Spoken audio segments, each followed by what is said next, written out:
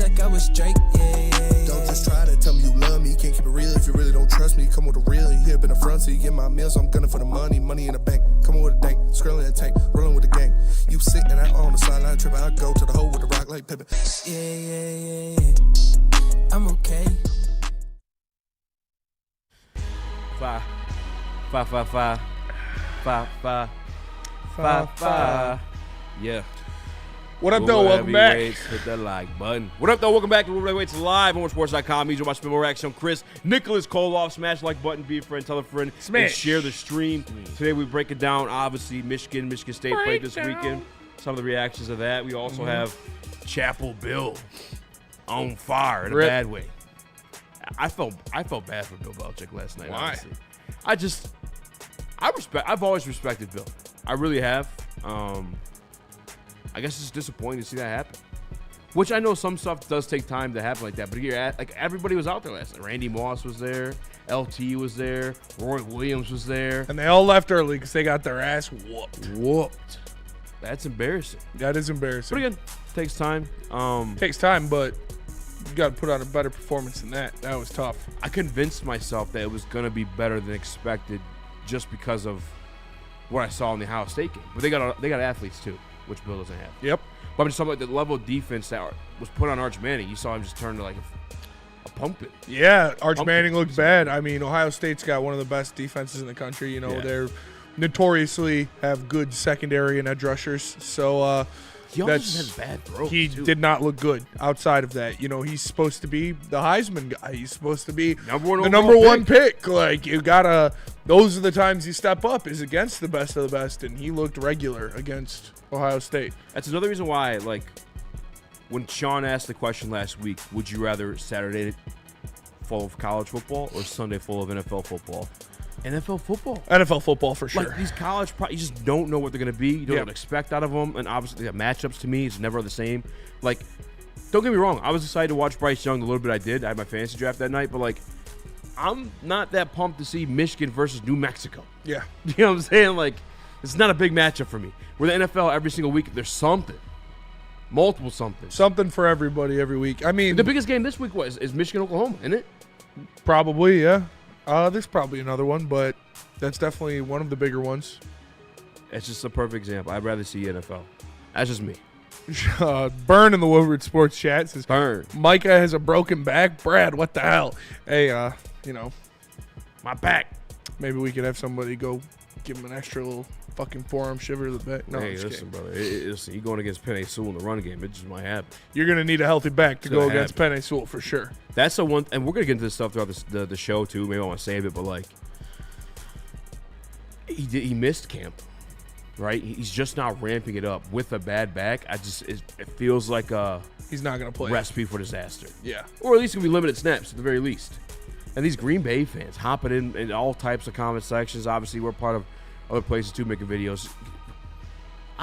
That'll never change. I guess they were like that before they got Micah, so I shouldn't be bitching. Yeah, about Green Bay fans are awful. They're awful people. It's an awful place. Green Bay sucks. Nobody likes it. Much like what Joakim Noah said about Cleveland, nobody's going to Green Bay on vacation. It's a terrible place full of people that like cheese, and I'm sure they're nice people. We met a couple Green Bay Packers fans. They were really nice guys. They also got done being humble though too. I guarantee you before the game. Also got done being humble, and they're going to get humbled again. And they're terrified of Nick because they are scared of Nick. But the Detroit Lions are going to beat the Packers and beat the Packers pretty comfortably week 1. So I'm going to show you a good time later. But Nick was. You want to have a good time? You come with me. Yeah, Nick was like a friendly, angry guy. I don't know what that was. And we won. It was strange. And we won. You guys are crazy. What were you? We were boys. Yeah, shout out to those guys. Those guys were cool. And they were actual dairy farmers. Hilarious. Yeah. Very nice guys. Yeah. But the rest are like Pete Bukowski. Guy's a turd. We might have Pete this week. Yeah, we could. He's a turd. What do you think, Thursday? Oh, you're not going to be here. I'm not going to be here. I ain't going to be here. You don't care either way. Yeah. I'm checked out. Probably in for a Thursday. Mailing it in the next 2 days. Okay. I'm not even going to show up tomorrow. We'll figure something out. How'd you feel about Friday Night Lights for Aiden Childs? Looked good. Yeah. First half looked really good. Second half obviously wasn't as successful, but I saw some steps that I wanted to see out of him. You can't really gauge too much from Western Michigan. Like, that's a MAC team. How great are you going to look? You should look great. If you don't look great, then everything's wrong. But if you do look great, it's just Western, so it doesn't really matter how great you look. But I respect Western more than New Mexico. I mean, it's borderline. Yeah. They're playing Boston College at home this week. They should beat that team. That's a revenge game they need. That's a revenge game they need. But Childs looked more comfortable. He was making checkdowns instead of forcing things down the field. He tucked the ball and gained a couple yards when there wasn't anything to be had. I like to see that. That's what I'm looking for in him. He's got the athleticism. He's got the arm talent. Just don't be an idiot. And he wasn't. He went out there. He made good plays. And the offense looked really good in the first half. The defense looked good throughout. So, yeah, it was cool, but like I said, can't take too much stock in it. It's Western. No offense. I crashed out a little bit. Not because of the game. Oh, yeah, because of the game. Because of you fucks a little bit, but not necessarily your fault. Obviously, drinks were flowing a little bit Friday. But, like, I bet Aiden Childs over 21.5 rushing yards. Oh, yeah, you were crashing out. And I forgot, like, college, they negate it once you get sacks. Yeah. He had a 32-yard run. Yep. And then, like, finished the game, like, what? Like, how many? Like, 1 rushing yard? Yep. Like, what the fuck? And then I asked you guys what happened because I'm editing and shit, drinking and shit. And then no one answered me. I'm like, what the fuck happened? I'm, like, so confused. Because I watched the 32-yard run. And you were feeling good. Yeah. Yeah, no, he got sacked a couple times. Which, that was actually probably the most concerning part because that's where I talk about, like, it's Western. Mm-hmm. They shouldn't be getting to Aiden Childs like that against that offensive line. That you guys bolstered up a little bit. Yeah. Yeah, you didn't. But the offensive line looked really good in the first half. Mm-hmm. Like I said, they got a little sloppy, but just got to clean that up. You got Boston College coming in the East Lansing, so this will tell me more. Boston College is mid. Yeah. MSU needs to show they're not mid by beating Boston College and doing it, I don't want to say handedly, but comfortably at least. They should win by a score. So running backs look better than I expected. Omari Kelly looked like the real deal. Him and Nick Marsh is going to be a pretty nasty tandem this year. So, yeah, I was overall happy. Nick, how'd you feel with Michigan State? Did you make any bets? Yeah, I took Marsh 2 touchdowns. He got that early one. I was feeling pretty solid. Disappointed with the way they came out in the second half. And before the first half, I wanted them to take a deep shot downfield. They chose not to do so. I obviously just wanted to hit my bet. Obviously, I'm not a Spartan fan, but it is good to see Childs in that first half, not like crazy turnovers like last year. And that's all you can ask for out of Aiden Childs this season. If he can continue growing and not turning the ball over, I think State's cruising to like 8 wins, to be honest. If he doesn't turn the ball over. They should beat Nebraska. Nebraska look like shit, dude. Like, I think both Michigan and Michigan plays them too, right? Yeah, they should both beat Nebraska. That Hollywood's like that whole they might be Indiana this year. No, they are bad. Dude, I would relax. It's week 1. They're not a good team. They look sloppy. Also playing in front of T Swift, maybe some extra nerves there for the Cincy and Nebraska corners. I'm out on Dylan Raiola. He's too worried about being Patrick Mahomes and not worried enough about winning football games. He's not good. He was making bad throws. I didn't watch that one. So he's cosplaying Patrick Mahomes more than he is actually trying to be a quarterback. I liked what I saw of him last year. I'd say for sure. He shows flashes in my eyes for sure. And I wasn't gonna pick up Cincinnati in that matchup, but they're not Cincinnati of old, like when Sauce and Kobe were there. They're not. And Nebraska struggled for a lot of that game against them. Yeah, I missed that one. I also didn't watch majority of the Michigan game against New Mexico because I was doing my fantasy draft. Every time I looked up, Haynes was fucking going up. That guy, I mean, I know it was supposed to be the coming out party for Bryce. It was coming out party for the running game. Yeah. I mean, no surprise there, I guess, with Sharon Moore, former offensive lineman as your he was expected to carry a lot of their offense, and he looked damn good in the first week. He did. What'd you guys think of the Bryce Underwood stuff? Were we waiting until next week against Oklahoma? Same kind of thing. Yeah, same kind of thing. He looked good. He was making good throws. He looked strong. He was making throws on the run, but you can't really gauge much out of a matchup with New Mexico. Mm-hmm. This is a test.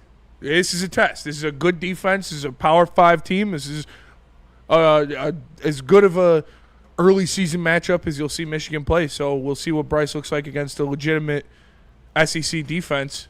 But he looked good. I liked what I saw. He's strong. He scares me, man. He scares me a lot. Top 20 matchup. I think you got to feel pretty good for Michigan, for Bryce Underwood not to turn the ball over at all. And then some of the throws that he made, you can just tell it's a different talent level with the arm strength. his ability to just throw an absolute dart has been great to see from that first game. I think Bryce Underwood, sky's the limit. Top 20 matchup going into Oklahoma, SEC territory. And, yeah, I'm fired up. This is a big game. I'll be locked in for sure. And it is massive that we do have Justice Haynes to be able to rely on him to take some pressure off of it. Looked like Alabama could have used him there easy when they were getting smoked by Florida State. Yeah, that's absolutely true. That was nuts. Did not see that coming. Yeah, Lee Corso did. Shout out Lee Corso. His last show, the GOAT, went undefeated. Yeah. Knocked all his picks out on his last show. Shout out to him. Vegas, baby. That's how you fucking Is go. that sketchy or what? It's a little sketchy. But, I mean, none of them were too crazy. The Florida State one was the only one that was like, ugh. Yeah. But DeBoer, you better pack the bags because you're getting out there pretty soon, buddy. I saw Sean Murphy posted a clip from the Paul Feinbaum, I think it's a sports radio show. He's either a big donor or something. Some guy called and he was. They don't accept that shit in fucking in Alabama, dude. Fired. Beyond that, like being like where they've been or like how they are, it's just also been the standard with Nick Saban. It's like people grew up. How long was he there for?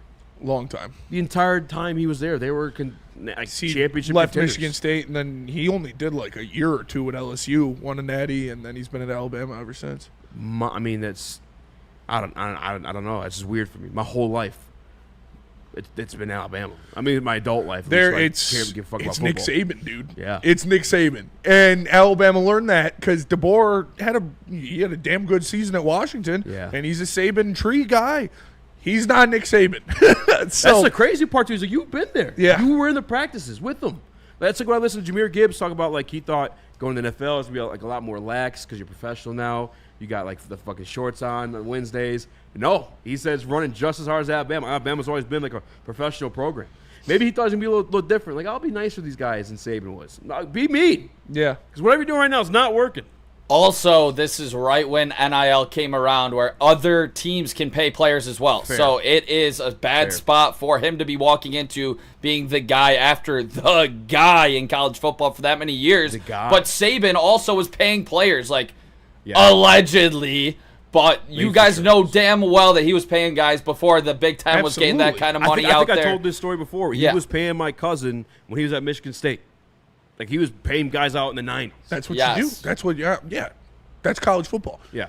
So now everybody's on the level playing field as, Alabama in terms of that money. And they don't have Nick Saban. Exactly. So it's, I mean, this welcome to regularity, Alabama fans. It was technically a summer job. You go up there every week throughout the summer, just turn off the sprinklers, and you get paid $1,000 a week. And like, I think it was 92, he said it was. That's all you do. That's legit. Just one time. That's once pretty a week. sweet. Pretty fucking $1,000 a week back then too. Yeah. For a high school, that's a lot of fucking money.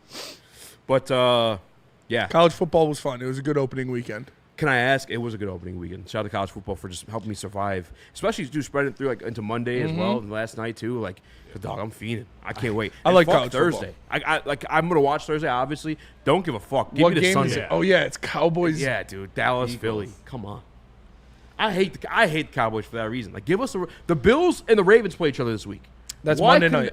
You know what? I guess I got to be the championship. That's Monday night. But the Eagles have so many more fucking like Eagles Commanders. Yeah, Eagles have so many other good ass. Eagles Commanders would have been way. It's a division game too. Yeah, and it would have been way better. Rematch of the NC Championship. I do before we hop off the college stuff, Nick. What if the Cowboys win? Early preview against Oklahoma. You expecting it out or what? I'm taking Michigan to cover for sure. To cover. Was it 6? To cover. It's 5.5. Right now, I don't know if it got bumped up to 6 already. I think they can win this game. I think you rely on Haynes. You see Underwood maybe get going in the run game a little more. You didn't need to break him out against New Mexico. I think you'll see him take off, pick up a couple big first downs. If he doesn't throw the interceptions, I think they win this game. But obviously, this is going to be like a test he's never seen before. But early lean, I'm going Michigan. No other way around it. I will say this. I'm going Oklahoma to cover. Yeah, I'm going Oklahoma. I'm sorry. No, I'm I'm going Oklahoma to cover. I think Oklahoma covers. Oklahoma wins. Horns down. I think that was hype. Watch that. Their game versus Michigan's game. The other thing too is like I don't know where I'm at with DC. I can't think of his name right now. The kid from Wink Martindale. Wink Martindale. That is what Neil made a good point. Bryce Underwood looked good. Yeah. And it's, obviously not a true test yet, but you saw what you wanted to see. Wink Martindale in that defense. That's what I was getting to. Against New that Mexico. was supposed to look good. Against New Mexico. Yeah, like Bryce supposed to be questions. With Wink in the defense, you were supposed to play the part and didn't look the part at all whatsoever. I thought last year, the slow start, I kept telling you guys last year, like, give us some time. It's an NFL scheme, a complicated NFL scheme with all kinds of weird exotic blitzes. Give it time, give it time. Well, you had last year to work it through. And you did in the back half, like, to him. Credit to him. Does not look like that at all. It looks like the same thing this year. And Oklahoma's got NFL players on that team. So it's a huge – and it's in Oklahoma, right? It's not at the big house. Right, Nick? Oklahoma. Is it in Oklahoma? It's in Oklahoma? Yeah. So that's going to be a tough test, man. It's more on Wink than it is Bryce, honestly. I think Bryce is going to put himself into place, but if the defense can't hold up. Yeah. Sharon Moore going home. One last thing. Revenge game. He's from Oklahoma? He played there, right? Yeah. With that, did you guys see the stuff with Velasquez or something like that? Yeah, I was reading a little bit today. Give me what's going on with that, Nick? Velasquez gave intel to Ohio State. He's from Columbus. This is all allegedly. He gave intel on the whole entire operation to Ohio State for them to then get the investigation going under, getting shine a little bit of a light on. So he allegedly wear a wire Michigan? and shit too, like allegedly wore a wire. And this kid is from Columbus, Ohio. He was a 2018 recruit, I believe. And then I think they had sleeper agents inside Michigan's team. Yeah, you didn't see that yet? No, I did, but I think that's kind of cool. You're mad at them for that, Michigan fans? Like, I'm mad at Velasquez. Why, bro? I'm mad at Velasquez. It's a rival, Spencer. What do you mean? That's a crooked. That's if he was a sleeper agent for Ohio State, you should be more mad at the guy who hired him than the guy doing what he wanted to do. He was Ohio State. That's cool on him. And figuratively, you got infiltrated by the enemy, and he gave back trade secrets. That's cool. And somehow, I mean, it's cool to you as a Michigan State fan. Oh, yeah. OSU didn't even offer this cat. Hey. And he's still run deep. No, yeah. Runs deep. The Departed has took over. See, Tom Beckman says some Cold War type shit. I respect. That's what I'm saying. 2021 Michigan, 2022 Michigan, and then he moved over to Ohio State the last 2 years. Yeah. That hasn't helped him. Hasn't helped him. No, and you can puff your chest out at that too. Dude. Oh, you tattled on me. We still got an Eddie, and we only lost Jim Harbaugh, even though we already left. But I think it's kind of cool. Kind of who lame hired for him? this That's guy, what you should find out. Who hired him? Obviously, Ryan Day. No, I mean who? Michigan hired him. The thing I read too was like his family's house was in foreclosure. Yeah. That whole ordeal went down. Another like a multi-million-dollar home. That's what I'm saying, dude. It's pretty cool. And then the other thing I read, Nick, you said you read more. I mean, I'm sure you read more. I just looked at it today. Okay. I've been on Twitter a lot. So I saw something on Twitter where he would have then been ineligible because of doing that for Ohio State, and now it could be them getting suspended. Who if they get a bigger hammer than Michigan, that would be funny. That would be funny as fuck. That would be really funny. Am I right on that? Did you read that part too, or am I tripping? I saw something about that. I do not know the ins and outs of what goes into the suspension or how that would have taken place if he was ineligible. But I will say, this guy is definitely not allowed in Ann Arbor. I will say that he is like enemy number one right now. Nick putting him on the no-fly list. Yeah. DNC ENT says it's only cool when it isn't Connor Stallions on CMU sidelines. No, that's cool too. That's funny. He just got caught. Like, you just can't sit there and say that that's not him because it was him. It is that was cool too. I would do that. Everybody does that. What do you mean? It's all allegedly too, by the way. Allegedly. I have not seen anything come out officially from like a big publication. All just like Twitter stuff. That's from, like fucking from Michigan Yahoos, obviously. Spy no shit, offense dude. to you guys. Connor Stallions sitting on the CMU sidelines scouting an awful Michigan State team for a championship Michigan team is objectively funny, especially because he was doing it in glasses and a fake beard. That is objectively funny. It's just he got caught. I'll do some more digging on that one. I'm waiting for some official articles to come out about that one before I dive too deep into it because it involves obviously a kid and his family. I don't really want to throw that out without anything confirmed. Go ahead. Nope. Take him out back. Yeah, back to you boys.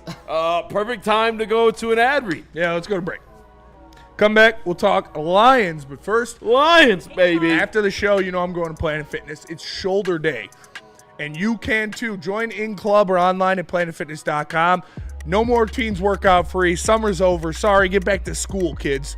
It's time for the adults to get back in Planet Fitness. Join in club or online at planetfitness.com. Planet Fitness, where your fitness is essential.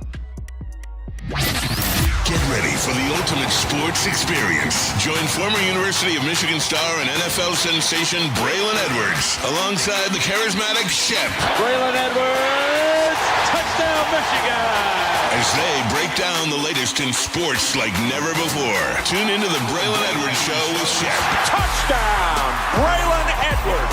Weekdays from 2 to 4 p.m. only on the Woodward Sports Network. Don't miss out on hot topics, insider insights, and the banter that keeps you coming back for more.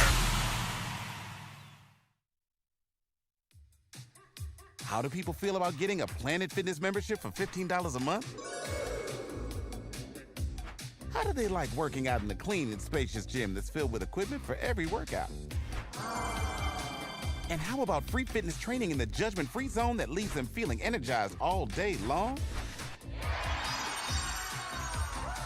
Join Planet Fitness today with the free PF app, online or in club, and start getting that big fitness energy for $15 a month. We don't like to brag that we are the toughest sports network in Detroit, but we do have a guy named Darren McCarty on our side. Woodward Sports.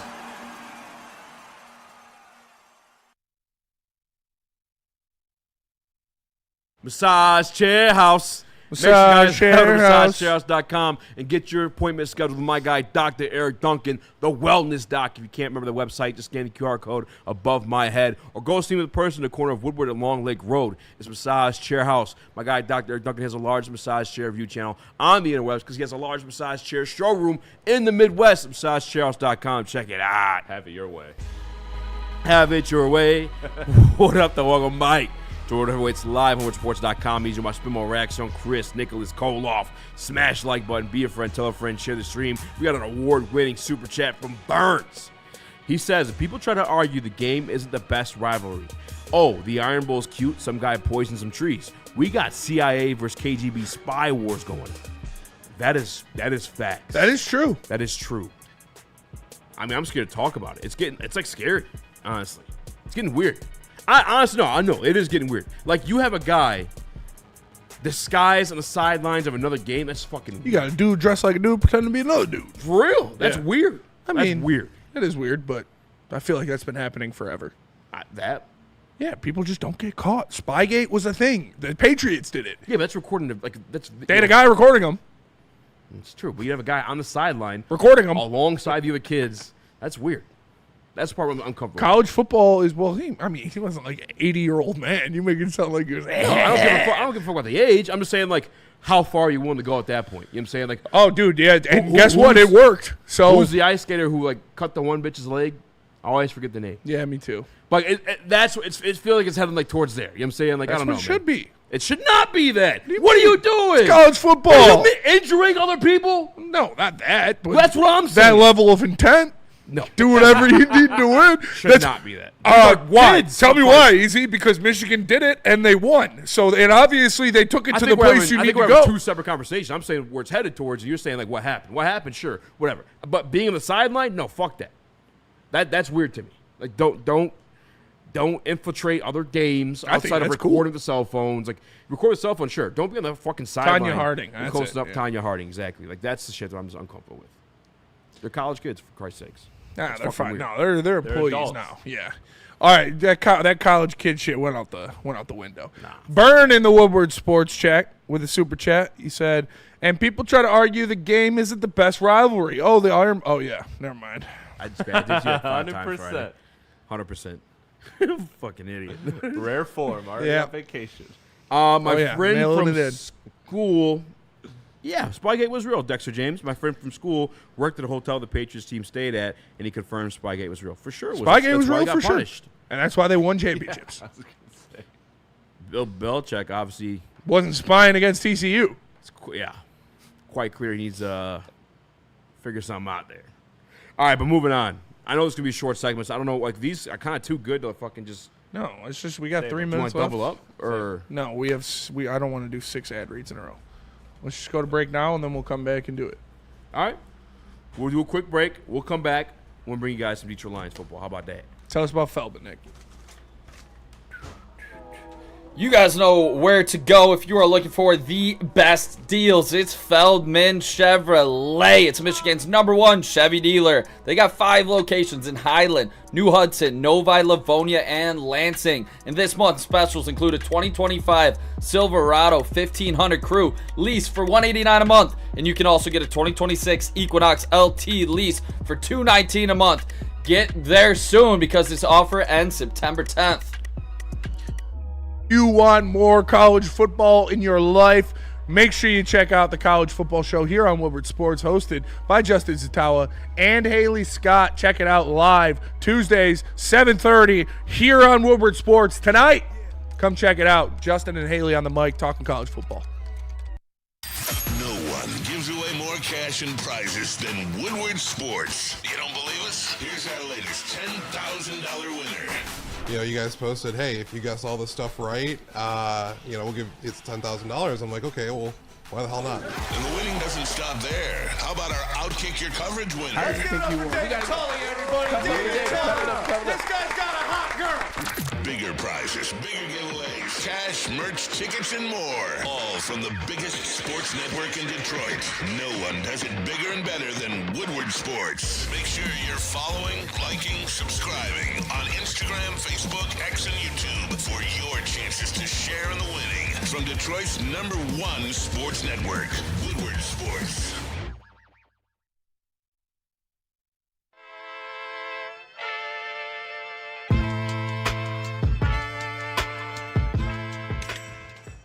Hey, Tony, what's up, bro?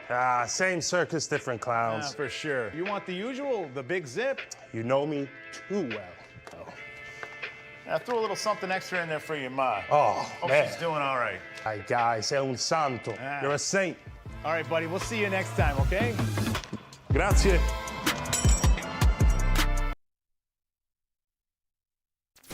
Detroit has the best sports fans in the world. That's why they deserve the best sports coverage in the world. We are the Woodward Sports Network. Jars Cannabis, ladies and gentlemen. Visit shopjars.com to find a location near you. It's top shelf quality, unmatched variety price for you, the people. Visit shopjars.com. Get yourself hooked up like my guy Babytron and Megatron and many All others. the Trons. All the Trons, baby. All the Trons. Speaking of all the Trons, real quick to get out the way, Isaac Tesla not active in the roster today. Dun, dun, dun. Dun, dun, dun. Immediately saw a tweet, immediately cashed out my first touchdown bet. I think I actually had a touchdown bet. I don't know if it was a first touchdown bet, but I lost 40 cents. And, you know what I'm saying? A little bit of a slow. Is it an injury? We'll learn more as the week goes on, but something of note. Don't like that. Don't like that. No. What up, though? Welcome back to Whatever Waits Live, WoodSports.com. Eazy, my Spin More Raxter, Chris, Nicholas Kohloff. Smash the like button, be a friend, tell a friend, share the stream. Micah Parsons. Yeah. Taking on a Packer tradition, and that of taking back shots before every game. Just packing them in. Packing them in there. No, Micah Parsons, there's still, I believe the tweet came out from Adam Schefter at first. He has an L4 and L5 facet joint sprain, and he's probably going to play. Adam Schefter should be surprised if he doesn't. However, he has to have epidural shots prior to the game. When's the baby? That's what I'm thinking. Is it a nothing burger, Spinny, or is this something like we kind of look forward to? Absolutely not a nothing burger. I mean, it might not be a something burger, but it's not a nothing burger. Like having a bad back as a guy who genuinely relies on the bend of his game and keeping guys like Penei Sewell at bay with one arm while he's at a complete angle. Yeah, the back's pretty important in that. So, I mean, I'm sure he's going to play. I doubt the Packers would have given him the physical or passed him on the physical if he wasn't able to play this injury. But beyond that, too, they paid him $47 million, the highest non-quarterback contract in National Football League history. It's kind of weird. Did they fuck up? No. Or are we overreacting? I think we're overreacting.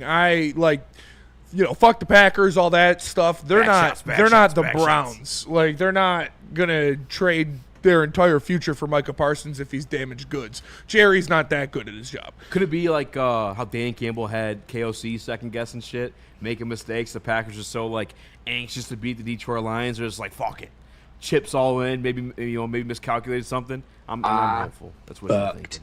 I mean, it's not, like I said, it's not good. It's not what you want to hear after you just traded away 2 first-round picks and made a guy the highest-paid player that isn't a quarterback in the NFL's history. Yeah. But I don't think it's anything too crazy. Doc said if it's truly an epidural, then it is something to be serious about. But if that's just the verbiage they're using. Probably a pain tolerance thing, though. Like, yeah. Just keep it, because you're playing NFL football. Yeah. Like, epidural probably makes sense for the tolerance. Mm-hmm.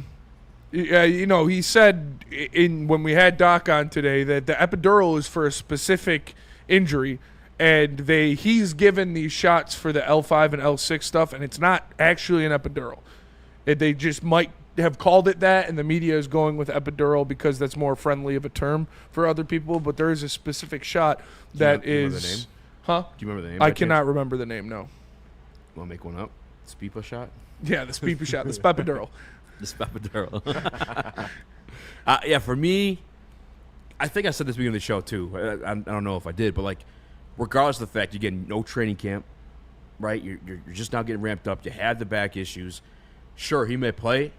I doubt it's going to be full-time. I bet not limited snaps, maybe, like, decisive snaps. Like, you're deciding, like, you're playing them passing down strictly, maybe, you know? Mm-hmm. Like a certain role in this very first game, which, good for us. Yeah, I ain't complaining about it at all whatsoever. What? Whoa. What? I'm salty in the Woodward Sports chat. Says, remember the guy who got a shot wrong and sat out a game and lost his job? I do remember that. I also remember, the guy that stabbed Tyrod Taylor in the lung with a fucking... I thought it was... To give him a shot. I thought Herbert got stabbed. Oh, that's why Herbert started. That's why Herbert started. Yeah. Because Tyrod, they put a hit out on Tyrod Taylor. Yeah, and some they did. dude stabbed him in the lung with a needle. Now, if we could get some kind of sleeper agent Ohio State type Lions doctor in there to give Micah a shot. No, I'm just kidding, obviously. But I don't think it's anything too crazy. I think if this was a real serious injury, the Packers would have done their due diligence on it. But it's not something you want to hear if you're a Packers fan. I think it's something that's definitely going to warm itself up if we just hop into a game and you're taking snaps against Penei Sewell. Like, on a run play specifically, let Penei fucking get up underneath that. You're going to fuck him up. Get up in there. That's why I think it actually You don't need another epidural, boy. That's what I'm saying. That's why I think it might be legit. Yeah, Penei's going to push your shit in. I'm not saying it's going to hold him out of week 1 or anything like that. I'm sure he's going to play. I just think it's going to be limited. He's going to be not in football shape right away. And it's a good thing for the Detroit Lions. I'm not saying anything to the contract, the career, anything like that. I'm just saying this game specifically, I think it can hold him back just a little bit. Just a wee bit. Lil Sean Weezy 1 in the Woodward Sports chat says, Hutch got 3 legs. Hey, sounds like you're speaking from experience, brother. Hey, we heard, man. We heard. Burn in the Woodward Sports chat with a super chat. Burn. Whoa! He says, Packers mortgage their future to be maybe a little better than a 7th seed. Micah isn't going to help them past the Eagles or Niners, hasn't in the past. I'm not downplaying Micah. I don't want to do I'm not going to. Micah Parsons is one of the 5 best defensive players in the National Football League, so I'm not going to downplay his impact on a team that's already pretty good. Does it make them better than the Lions? I don't think so. They're probably a better team than the 49ers, though. Week 1 matchup on a guy that's on a trajectory to be a Hall of Famer. I watched a lot of tape this weekend. I was texting the group chat. The run game stuff a little bit overblown too. Micah's a fucking really good football player. But again, we got Penei Sewell, and hopefully they're dumb enough to line him up. That's the other thing too, is like the multifaceted way he can affect the game in terms of like lining up in the middle, lining up on the outside, lining up as a linebacker. Like, I don't know that we'll even see that in week 1 because he's new to the scheme and defense, and other guys being used to that as well. That's why I don't want. Can we not do that on this show? Like, I know my other show, that's all we're doing for some reason, but I'm not going to sit here and act like Micah Parsons isn't a really fucking good player. And you shouldn't either. But the Lions are still going to win. Yeah. Chris, you've been wanting to say something for a minute. I apologize. Yeah, no, I wanted to get to the point that you brought up, which is the fact that he won't be game ready, and I think that that's actually a severe risk. That's why I think I'm a little bit more inclined to think that he won't play, just because if I mortgage the future for this, like, truth is, this is probably something that people will forget about in the story of Micah Parsons' tenure in Green Bay, this week 1 epidural injury that he they've got ducked going Penei on. Sewell. But if you don't take care of this properly after just mortgaging all of that financial future and that capital in terms of draft assets, like, you could be putting him at serious risk. Now, I'm not a doctor here, so I don't know if that's – I don't know what the risk of injury is. I don't know what the risk of injury is, but – you know, he might just be watching the game at Brothers or Pickles this week. I don't know. I believe there's a little bit more of a chance that he won't play, just because if I was in that shoes, I'd be making sure 10 doctors say he's 100%, no higher injury risk, nothing before playing him after making that move. You know, the Packers look at this as their most important game of the season. So it is. He's going to play. Season defining. Listen. 0-3 last couple times at Lambeau. Like, they got swept. This is just another division game for the Lions. Yeah. But this is the Super Bowl for the Packers. Absolutely. Micah Parsons playing. I also don't think it's just another division game. I think with everything that went on this offseason, I believe Dan Campbell wants to have a statement win to start the year in Lambeau again. I truly believe that. No Frank, no Ben Johnson, no Aaron Glenn. You want to get off on the right foot, but my eyes here, fellas, Parsons playing. The line hasn't moved at all in Vegas. That's where my eyes immediately go to. It's still 2.5-point spread, and the Lions are still plus 120. If you see that number shift, that's when you know that Micah Parsons isn't playing. But until that happens, Parsons is going to be in there, fellas. As soon as this trade was made, this has been the line. Yeah, I want to get that out the way. I'm not saying Micah Parsons is not going to play. I'm not saying that at all whatsoever. All I'm saying is him entering this game banged up, with no camp, not in football shape, against a Penei Sewell, it's going to be tough. It's going to be tough sledding. It's going to be selective when they put him in. That's all I'm saying. And this is all the Packers and their fans have to be excited for is this moment, is this week one against their dad, the Detroit Lions. They got to worry. Dad's coming into town. We've spanked them 3 consecutive trips to Ford Field North. So this is everything for them. And when they lose again, their season will be over. And I got to get this clip to Chris at some point, but Dan Campbell's asked, hey, like why are you guys so successful in Lambeau? And Dan, in a roundabout way, said we love the game more. That's what I got. It's exactly what it is. Matt LaFleur is a bitch. I'm going to send the clip. Burn in the Woodward Sports Chat with a super chat. Whoa! Not wishing evil, but what if Micah pulls the Rodgers? I mean, I don't know. Micah's always been I'd never gotten truly those vibes from him. He's been a little bit diva-ish, but I still think he cares about the game a lot. I don't think he's completely on the Aaron Rodgers end of it, but, I mean, I don't think he's completely on the Amon-Ra St. Brown side of it either. I think he's somewhere in the middle of that, but I don't think he's going to do anything that would put the team in jeopardy. I don't get those vibes from him. Yeah. That's kind of overblown. I see people like, oh, he's a diva. Oh, he doesn't care. I don't think that's true. I think Micah cares a lot about football. He could have stomped up and down last year for that contract through the Cowboys and didn't. He got hurt, played the season, didn't bitch about it after he got hurt. He waited to that 5th-year option, like, okay, like, where's my fucking money? For me, I've seen guys that, bitch to get paid after year 4. Kyler Murray's of the world. Those guys don't love the game. Micah, to me, he loves the game. He respects the game. And you can see, we thank you to the Green Bay fans in our chat because this is so important to you. This is where you are. I've never been in a Green Bay chat room in my life. In my life. But you have nothing else to go towards your season other than beating the Lions. And we're going to beat your ass again week 1. And then you're going to be like, oh, this didn't happen. Oh, they weren't ready. Oh, blah, blah, blah. They're just not good enough. And Dan Campbell owns Matt LaFleur. Literally owns Matt LaFleur. It's a mental in his house. We made Matt LaFleur cry twice. Once at a halftime. I just want to see some fight out of this team. Yeah, a fan. A fan made Not Matt even LaFleur Dan cry. Campbell. A fan made Matt LaFleur cry. Cried at a halftime. I just want to see some fight out of this team. And then it cried post-game, too. Here's Dan Campbell and the Detroit Lions' success at Lambeau Field. Obviously, Lambeau Field is one of them. Some guys can kind of not rise up to the level of, competition and those stages. Why do you think you guys have been so successful playing at Lambeau? Y'all won three in a row there. So why do you think this team elevates in those type of settings, especially on the road? Man, we love Lambeau. I mean, it's awesome. That's one of those places on the 8th day the good Lord made Lambeau, and so we could go out there and play in it, first Super Bowl, Ice Bowl, the history it's got, and it's in the same location, it's been upgraded, all those, but man, it's got that deep history to it, and it's the grass, man. It's the elements. It's just the mystique. It's awesome, man. If you love football, you love going to play there. And so our guys look forward to it, man. It's one of those special places to go play. My takeaway, our boys love the game more. Yeah.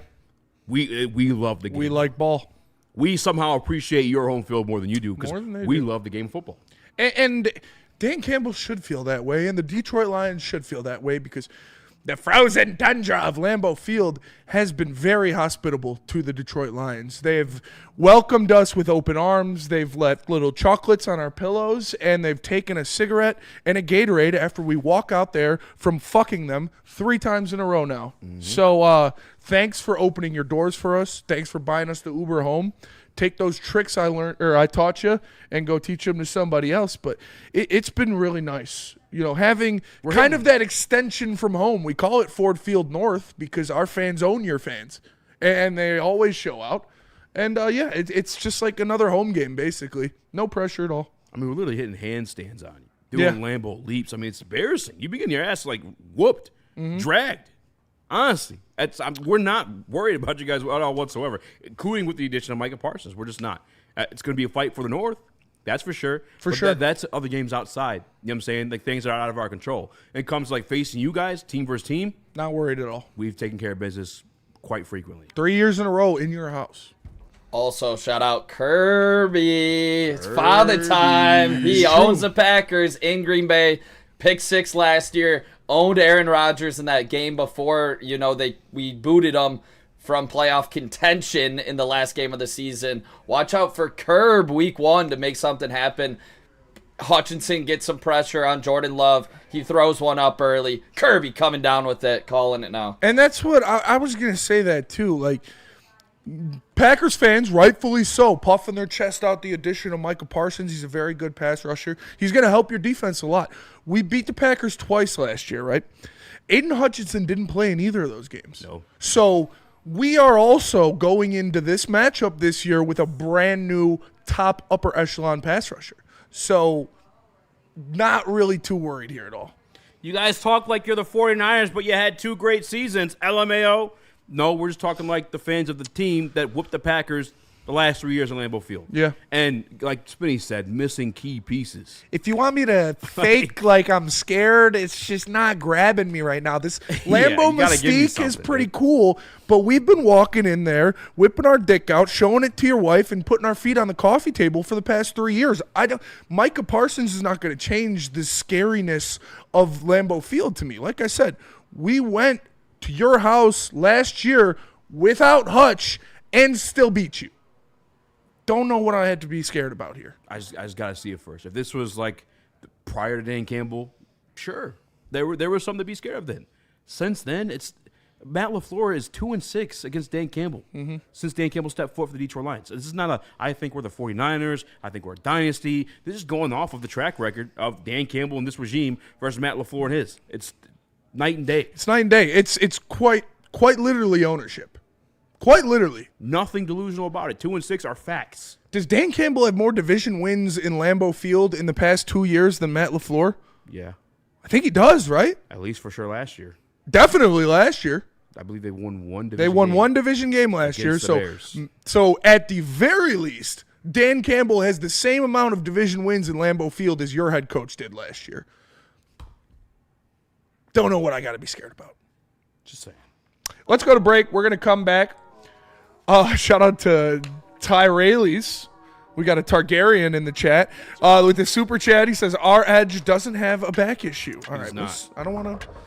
I'm not doing the injury game this year with anybody. No. We paid for those sins last year. I did see someone comment about Hutch's leg. There's no question about that. I don't know if you've been paying attention to anything at all whatsoever. The boy's looking better than ever. He's back. Working all pro Pedesu in practice. That's the level he's been playing. He's back. And if you're worried about his one leg, you should worry about his other one when you're giving it to your wife. But let's go to break. We're going to come back. We're going to keep talking Lions. First, you had a great, just absolute session at Lambeau Field plowing this dude's wife. You need something to take the edge off. Look for some Loom cannabis. Light it up, smoke it. You're feeling good. You got 30% off if you use even Packers fans. can use promo code WSN30 when they're in Michigan, because they like to spend time in Michigan because it's much better than Wisconsin. Use promo code WSN30 at Loom. You can get 30% off your order. Go to Loom Cannabis, loom.com to find a store near you. And let me tell you about Sharon's Heating and Air Conditioning. Make sure you check it out. They are family owned and operated since 1981. They want to make sure they take care of every need you have, whether it's the water heater, generator, heating and cooling. They will take care of you. Sharon's Heating and Air Conditioning. Scan the QR code on the screen or go to sharonsheating.com to find how you can get them to check out your furnace today. Love Woodward Sports? Love wearing clothes? Then you should be wearing Woodward Sports clothes. Check out our full line of merch at woodwardsports.com. Just click on shop. We have all your favorite designs, like Dan Campbell kneecaps, Woodward golf, and of course, our own logoed out merchandise. Men, women, infants, kids, all love Woodward Sports. Impress your friends. Impress your boss. Impress your dog. Buy Woodward Sports merch today.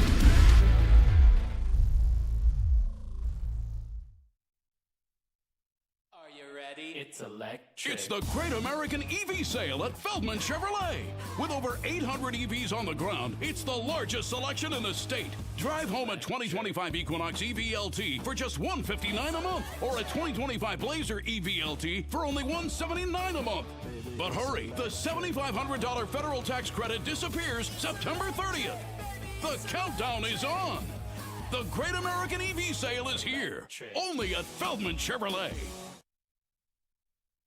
Congratulations to the real coach of the year, Motor City Dan Campbell. Just put your head down and go to work. It's about to be fun, man. It's about to be fun. Woodward Sports.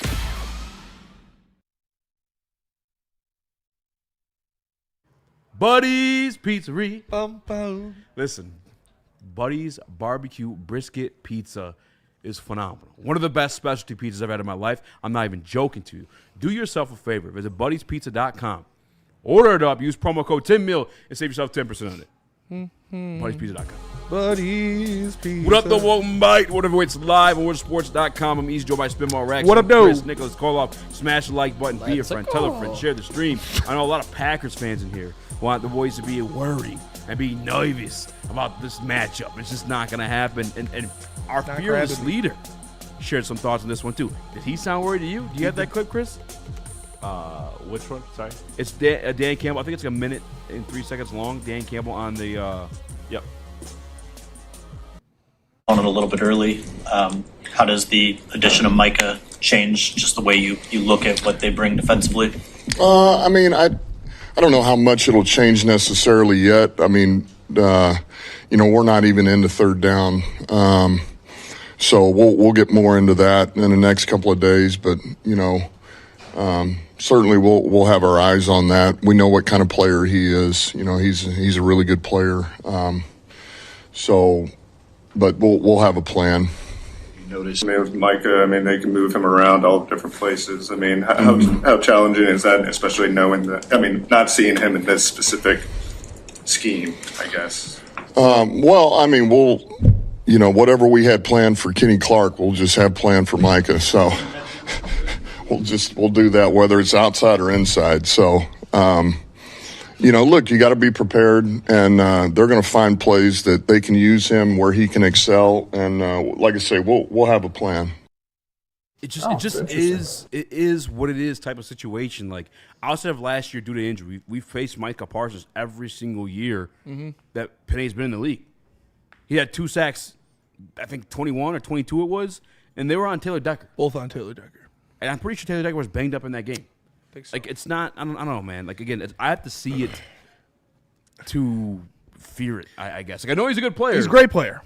But he's never been enough to, like, hamper my Detroit Lions. No, he is a fantastic player. And like I said, I believe this pushes the Packers to second in the division. I think I was really confused with all of the pundits and the talking heads that were like, oh, the Packers are so much better. Oh, look out for the Green Bay Packers this year. They got so much better. I was like, where? That provides some validity. Yes, you got a lot better if you added Micah Parsons. But you're still not better than the Lions. You're not. I don't know what you want me to say, but come prove it, man. Yeah, until Micah Parsons can go out there and read the defense and deliver a ball between a Kirby Joseph and Terrion Arnold, you're not better than the Lions. I don't know.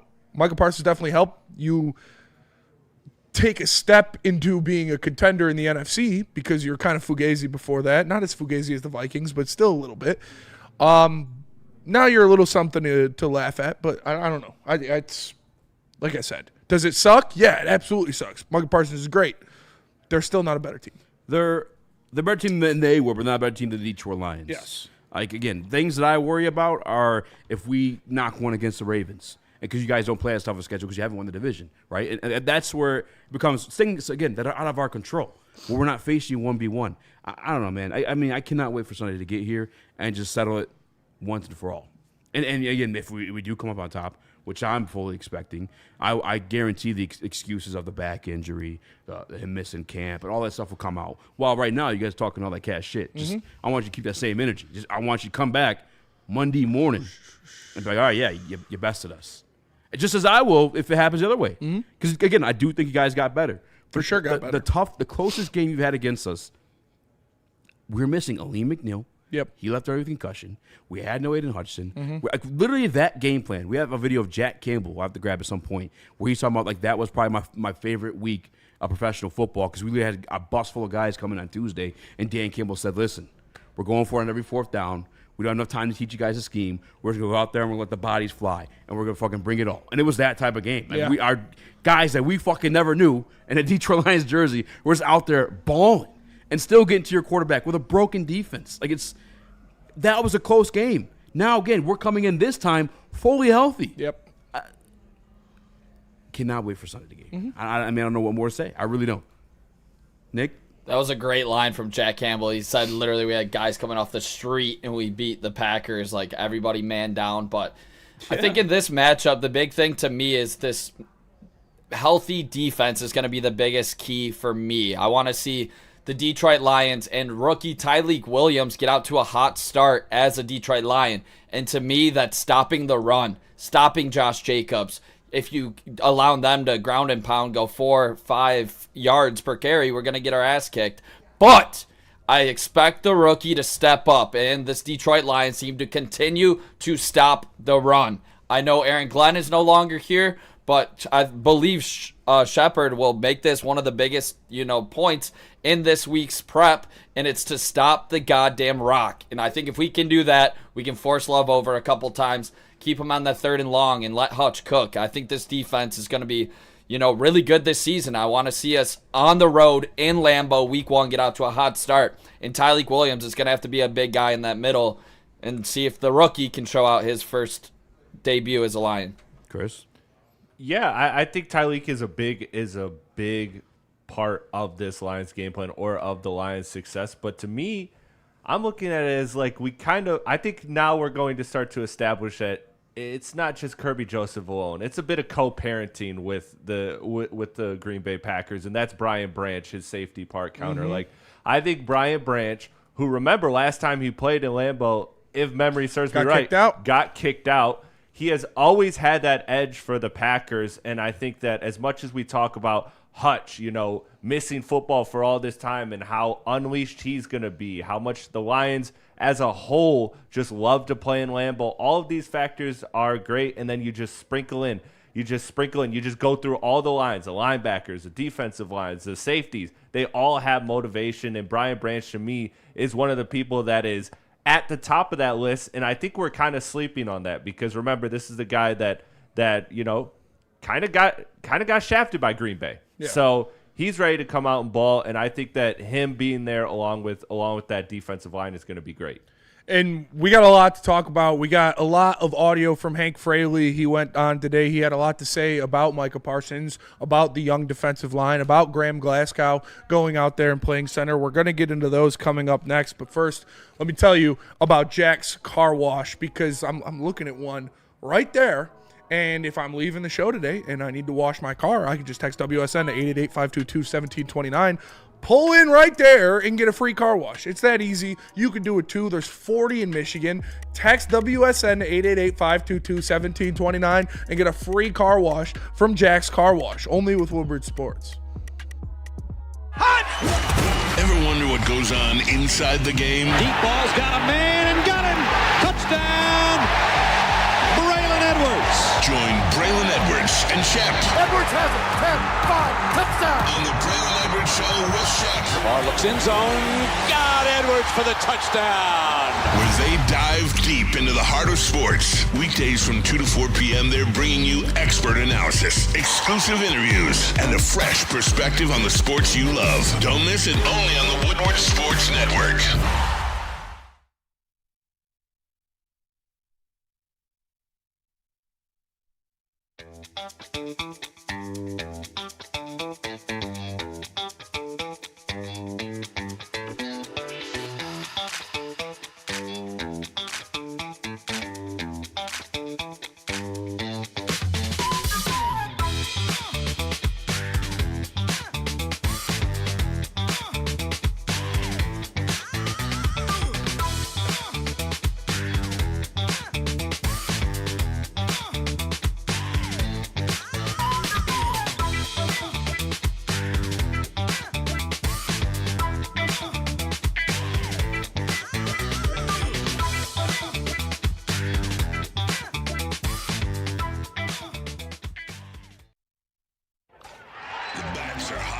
And the weather's getting hotter. Summertime in the D with Detroit's big hitters.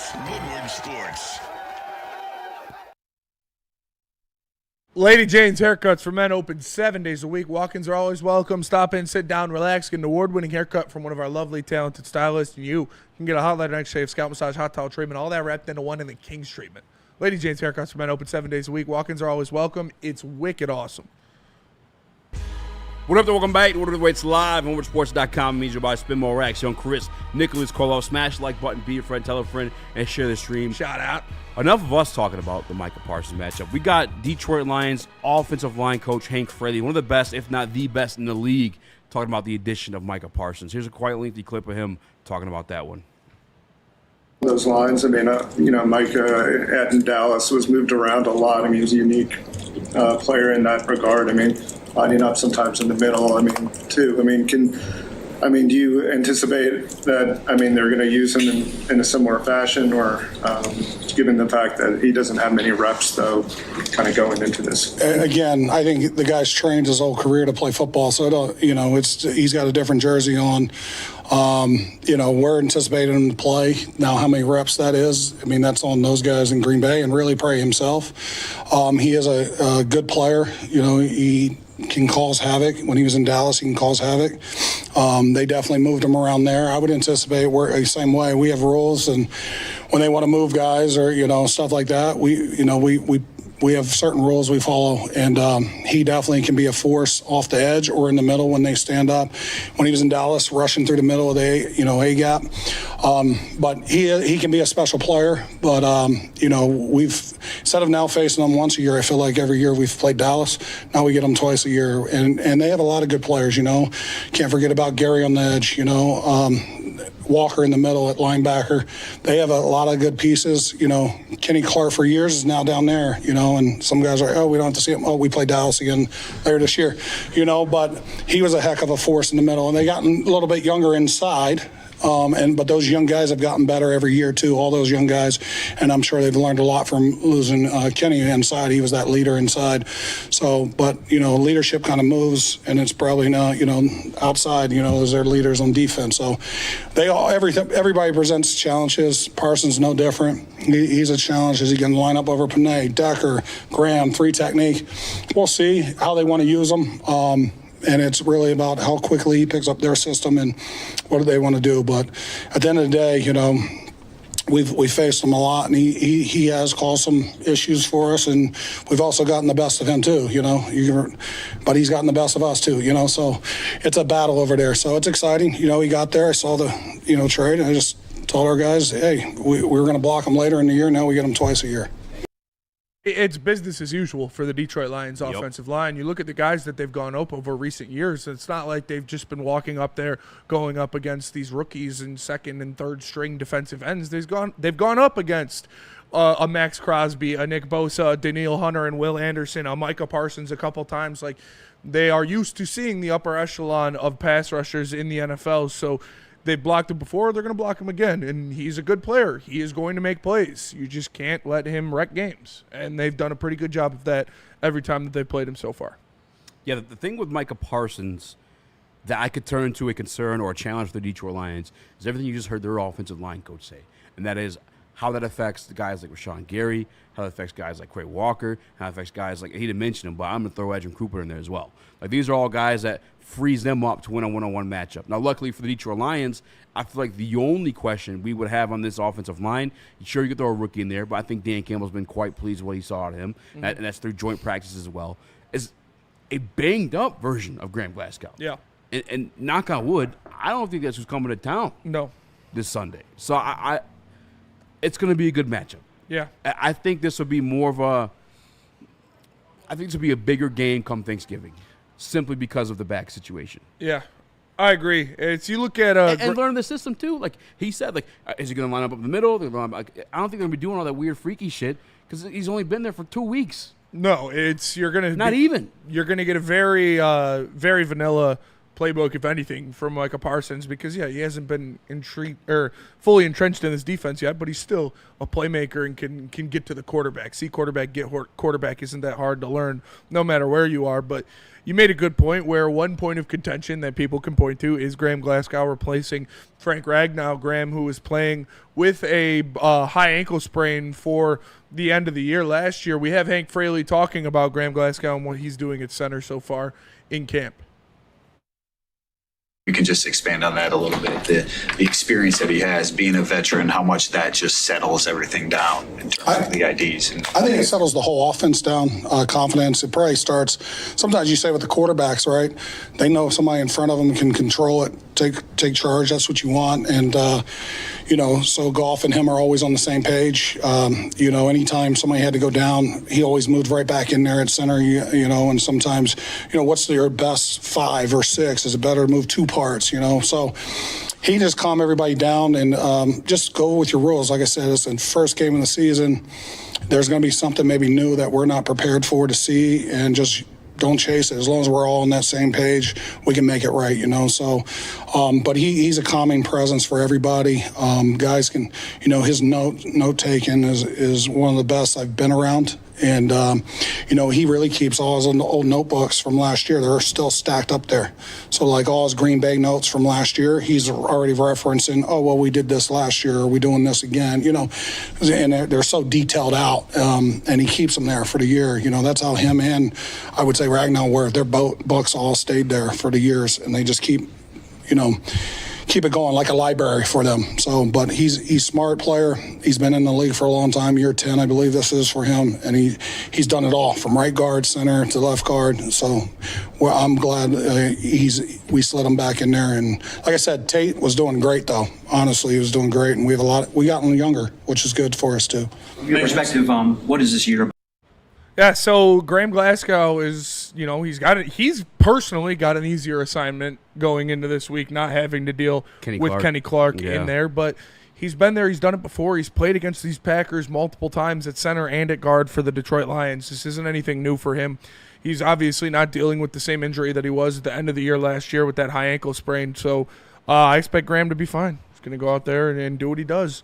And they're going to run the ball, and they're going to run the ball effectively against the Packers. That's where I'm not. And I've said this ever since Tate Ratledge became a starting member of this Detroit Lions offensive line that's been known as one of the best units in the National Football League. The one place where I have zero concern with him is the run game. He's just tenacious. He is gritty. He is dirty. If the dirtbag nickname wasn't already taken from our guy Mahogany, who's on the opposite end of him, it would be Tate Ratledge's nickname. He plays just as effectively. Joe Dirt. He's going to get underneath these guys. Davante White, he's always been known as more of a pass rusher than a run stuffer. Like, those lanes are going to open through, and guess what? We got a guy named Jahmyr Gibbs who is considered highly by many a top 3 running back in the National Football League. Explosive. Could take it for a touchdown at any given moment, and I think it's going to happen come Sunday. Yeah. And if not, you got David Montgomery's on punch in the face over and over and over and over and over and over and over again. He's always been in this division. You are very familiar with him. In this offensive line, fellas, obviously we want to see Graham Glasgow really take a step up from what he was the last time he played, and that was against the Commanders. He had a very bad, tough spot where he was allegedly dealing with some injuries.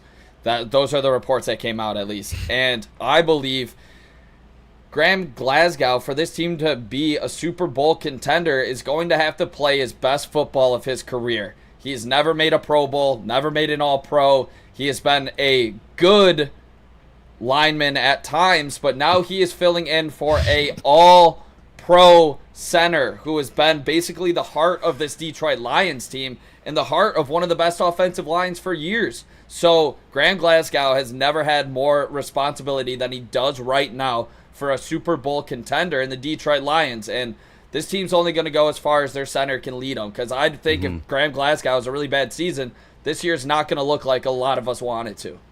I don't expect that to happen at all. I would be very surprised if Graham Glasgow had a really bad season. I think he's going to be the Graham Glasgow that we know. It just depends on his health, really. Yeah. If he's healthy, he's good to go.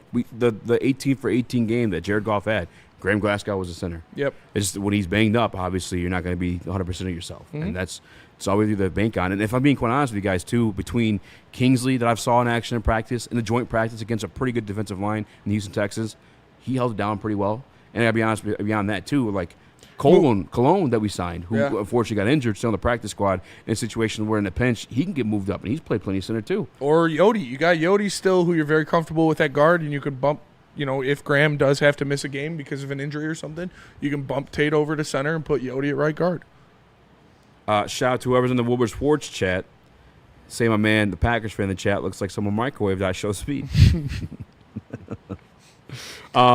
We got one more here that before we get away from Hank Fraley and him talking to the media today, he did share a little insight on the Detroit Lions third-round pick from a couple years ago, Giovanni Manu, and what he's going to do with this team. So here's what Hank had to say about Gio. Every day he's trying to get better. I would say he's come a long ways from last year. He's not to where we want him to be yet, and he's not where he wants to be yet.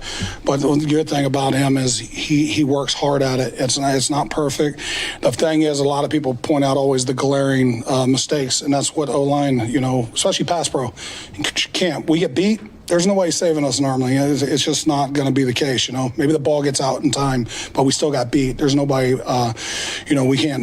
There's not a back just standing back there waiting for us to get beat and help us out. So that's where it is. He's just being the consistency, and he's gotten more consistent. And, in time, we're going to have to count on him somewhere down the line here. I think we're going to have to count on all the guys that we have in our building here, and that the nice thing about the NFL now, there's that practice squad, and you keep vets on the practice squad. So, you got guys like Dan Skipper still here, and those guys we can lean on, Jamarco. But I think Gio, when his time's called, he's going to be ready to play for us, and he's gotten better, and we're looking forward to him contributing this year. Looking forward to him contributing this year. With Dan Skipper still on the practice squad, do you think Gio's going to be that swing tackle that they bring in there? Say one. I apologize. Hank Fraley in that video said we're looking forward to him contributing this year. Yeah. With Dan Skipper, who he alluded to being still on the practice squad, could you see Gio being the swing tackle that they bring in? Yeah. I mean, even if not that, like go back to the Bears game on Thanksgiving where there's Panay sneaking out to that spot. You know what I'm saying? Like, all kinds of weird things we could do. And he's a freak athlete at his size. Like, he may not be ready to go as a one-on-one blocker, like right out the line, but you give him certain assignments that he practices all season long because that's the way he's going to see the field. Put him out in front of like a swing tackle or something like as a swing. Like, yeah, for sure. And I'm here for that. Like, I love Big Skip. But there's a reason why he can survive in the practice squad and Manu wouldn't. Yeah. Like, there's something to be molded there, and I think we're slowly coming towards that because he played at a very low-level college in Canada, of all places. Shout out to Luigi Gaming with the super chat. Whoa! It's hard to rush the passer when you're running on them every play. Absolutely. And that's very true. And beyond that, you know how this passing game goes. When we do decide to pass, a lot of times it's play action. So it's a little PTSD for that defense after getting your ass kicked in the run game, and you finally see a pass play come, but it's disguised as a run play. It's like shit's going to be open. The box can be stacked. And we have lots of good receivers, lots of good receiving options, from Sam Laporta to Jamison Williams. Did I mention all-pro wide receiver Amon-Ra St. Brown? You didn't. Did I mention the emergence of the receiving game out of Jahmyr Gibbs we're seeing in camp this year? No, you didn't. Like, it's gonna be a damn good game. I'm fully expecting Detroit Lions to come out on top. And I put my money where my mouth is. I bet like 3 different times as the lines have changed. And once the Packers got Micah Parsons, I'll take the extra money for sure. Absolutely. And I'd like to see him get some reps there. I think that was – I was a little surprised when they even re-signed Dan Skipper at the end of the year last year because I felt like to, kind of integrate somebody in the offense or in the offensive line. You wanted to see it sooner out of Manu. That spot would be great to put Manu in with his athleticism to get him out there. So maybe we see that at some point this year because he says there, we can't wait to see him contribute for the team this year. So hopefully we see big Giovanni Manu running in front of Amon-Ra St. Brown or Jahmyr Gibbs on the outside. Let's go to break. We're going to come back. We're going to keep talking Lions. But first, let me tell you about Mad Packs. Mad Packs got the best stuff in the game, whether it's the high-low pre-rolls or the boom shakalaka tarantulas. Listen, I smoked one of these with my dad when we were up north. He loved it. Everybody in your family will love them. Buy them now. Go to getmadpacks.com to find them at a store near you. Seriously, it's the best stuff I've had in a while. The pre-rolls, I like the infused pre-rolls a lot. These are some of the best I've ever had. The high-lows or the boom shakalaka tarantula, it's got the wax and the keef and everything on it. Those will put you down. Go to getmadpacks.com to find them near you. Mad flavor, mad high, Mad Packs. The boys of summer are ready to get back to the playoffs, and there's no better place to get your Tigers coverage than Woodward Sports. Join us all season long as we follow as our hometown Tigers claw and fight. This ball is gone. Boys are back in town. Feel the roar with Woodward Sports. Big injuries, big news. Twice a week, Dr. Jeff Pierce from Michigan Sports and Spine joins Woodward Sports Network for the Injury Insider Report. Big D Energy Tuesdays at noon. Braylon Edwards and Shep Thursdays at 3:30. Get expert analysis and in-depth breakdowns on the latest sports injuries from the man trusted by top athletes in the community, like D-Mac. Whether it's the Lions, Pistons, Tigers, or Red Wings, Dr. Pierce talks us through it all. Don't miss the Injury Insider Report with Dr. Jeff Pierce, your go-to source for understanding the impact of injuries on the games and players we love. Only on Woodward Sports Network. Scan the QR code on the screen or go to MichiganSportsandSpine.com to see if Dr. Jeff Pierce can help you.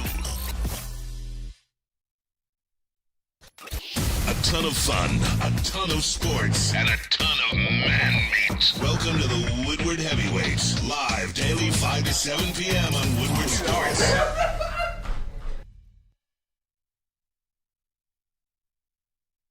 Attention sports fans, Dr. Jeff Pierce is here to tell you Micah Parsons is never playing again in the rest of his career. No, I'm just kidding. Dr. Jeff Pierce will tell you the real deal about all sports injuries. Catch him every Tuesday on Big D Energy and Thursdays on the Braylon Edwards Show with Shep. All of his trips powered by Michigan Sports and Spine and MRI of Southfield. Give him a call, 248-426-9944. Trust the guy that D-Mac trusted with his career. It's Dr. Jeff S. Pierce.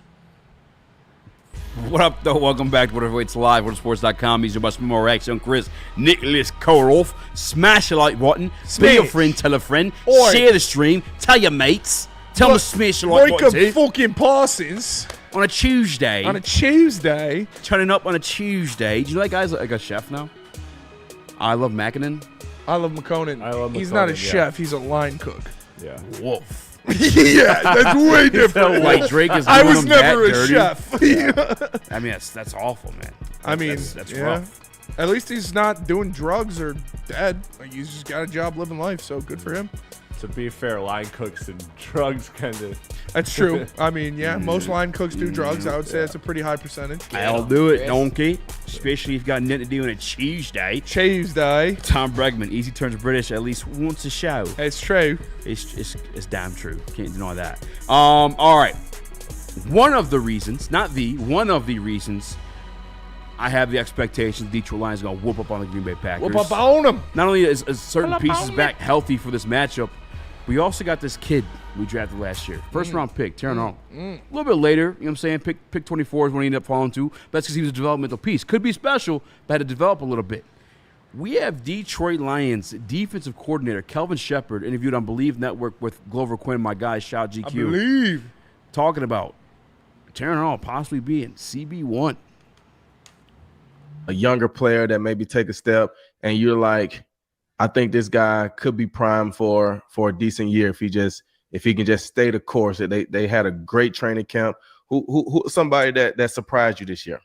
Y'all let me know when y'all live lunching this so I could cuss him out the same day because he cannot know how good he is. But man, if I had to say, because I was gonna go Hutch because it's unbelievable the way he looks after injury. But I think we all know the caliber player Hutch was, Right. and what he's going to be. I would say Terrion Arnold, man. Like, if you ask me one player, young player, up-and-comer, kind of not a surprise because we took him in the first round. That comes with expectations, but that doesn't mean they're a ready-made player. Right. The job that Deshae has done with that player, he's looking like a CB1 that can go follow people and do it on a consistent basis. And he's now, because he gonna talk now if he hear this. Shep say I'm CB1. I think it's a mix of the development and growth that Deshae's worked with him on, but also the addition of DJ Reed. I think has added a level of maturity to that room, but also a level of detail that I'm not going to say has been missing. It's just the standard is set now. DJ sets the standard for the way our corners operate.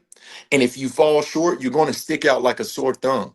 So I think TA has grabbed that baton and he's following. He's following DJ, but he's doing it in his own way too. They're two different players. But TA, man, I've been thoroughly impressed with him, not only in training camp, but also the things he was doing in the spring. Just the energy from Kelvin Shepard alone. I cannot wait to see him as a DC for the Detroit Lions. But more than that, I cannot wait for you, for all you motherfuckers, to see Terry Arnold. For all you motherfuckers to be scrolling your Twitter. I got to delete that shit. Oh, fuck. Did I say that about this motherfucker? Listen, I've said this last time. I've said this plenty of times before. Nico Collins came to town. Top 10 wide receiver, some may say. Terry Arnold had his fair share with him. Clip clamp. Amon-Ra St. Brown, all-pro wide receiver, back-to-back, first team.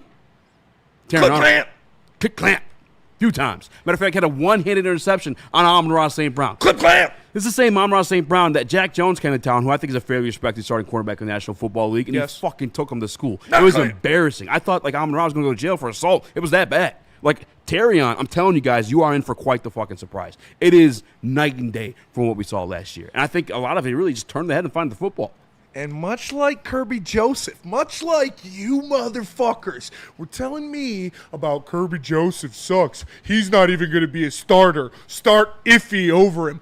I'm putting cases out on all you motherfuckers that were talking shit on TA. Oh, you motherfuckers. Trash. Oh, he's not good. Clank, clank, bitches. Come outside, because Terrion's about to put on a show. I can't wait. I can't wait. Like, just the absolute just retardism of dropping this guy after a season where he wasn't even bad. Like, he was just as good as any other rookie cornerback last year. But no, you didn't want to hear that. You didn't want to listen to old Uncle Spenny. Well, listen to old KG. Listen to Calvin Shepard when he tells you his kid's special. He was at Alabama for a reason. He was a first-round pick for a reason. And, yeah, I know young players develop. Crazy to think about. This guy, Terry, I can't wait. I'm telling you guys, we're in for quite the fucking surprise. And shout out real quick before carrying on with that conversation to Aaron Fife from the Woodward Sports Chat. With Super Chat says, love seeing the SEC fall because everyone can pay players. Amen. Amen. And I expected this from Terry Arnold. You were drafted to be the cornerback one on this team. That's what you need to develop into, and by all accounts, he is. He is developing into that. Love the addition of DJ Reed. He's a dog. Great replacement for Carlton Davis, who I also was very high on. But I said at the beginning of the offseason that Terrion's going to be CB1 on this team, and I'm sticking to it. Yeah, I initially said it was going to be his counterpart, the man who's helping him develop a little bit, and that's DJ Reed, because he's pretty fucking good. Yeah, very good. We got two CB1 caliber guys. But Terrion, I did not expect him to make this big of a leap this soon. And I'm welcoming it. I'm ready for it. Nick, you're the one that lost some money on Terrion. How you feeling about him this year? Are you excited? I'm telling you, it's legit, man. Yeah. You can reload that bet if you want, because I think it happened this year. Yeah, that was a dumb bet. Call a spade on that one. I was a little too aggressive with believing Terrion Arnold to start. But I think this year, I think he probably learned a lot by playing with Carlton Davis in his first year as a pro, and now he gets DJ Reed to look up to as well. I think Terrion's ability is just going to continue to improve and improve every single year, and I just think if he can get his head around, obviously it's like the biggest thing for a corner, it's just getting your head just turned just a little bit. I think he will end up coming up with a lot more interceptions this season, and I don't know if they're going to be throwing to DJ Reed too much. So Terrion might get picked on at first to start, until he does come down with a couple of those picks. Yeah, I'm expecting a pretty big season from Terrion, especially with Aiden Hutchinson back to help out so he doesn't have to cover for so long. That's what it really comes down to. At the end of last year, we had no pass rush ability at all unless we were continuing to blitz and do different things with our defense.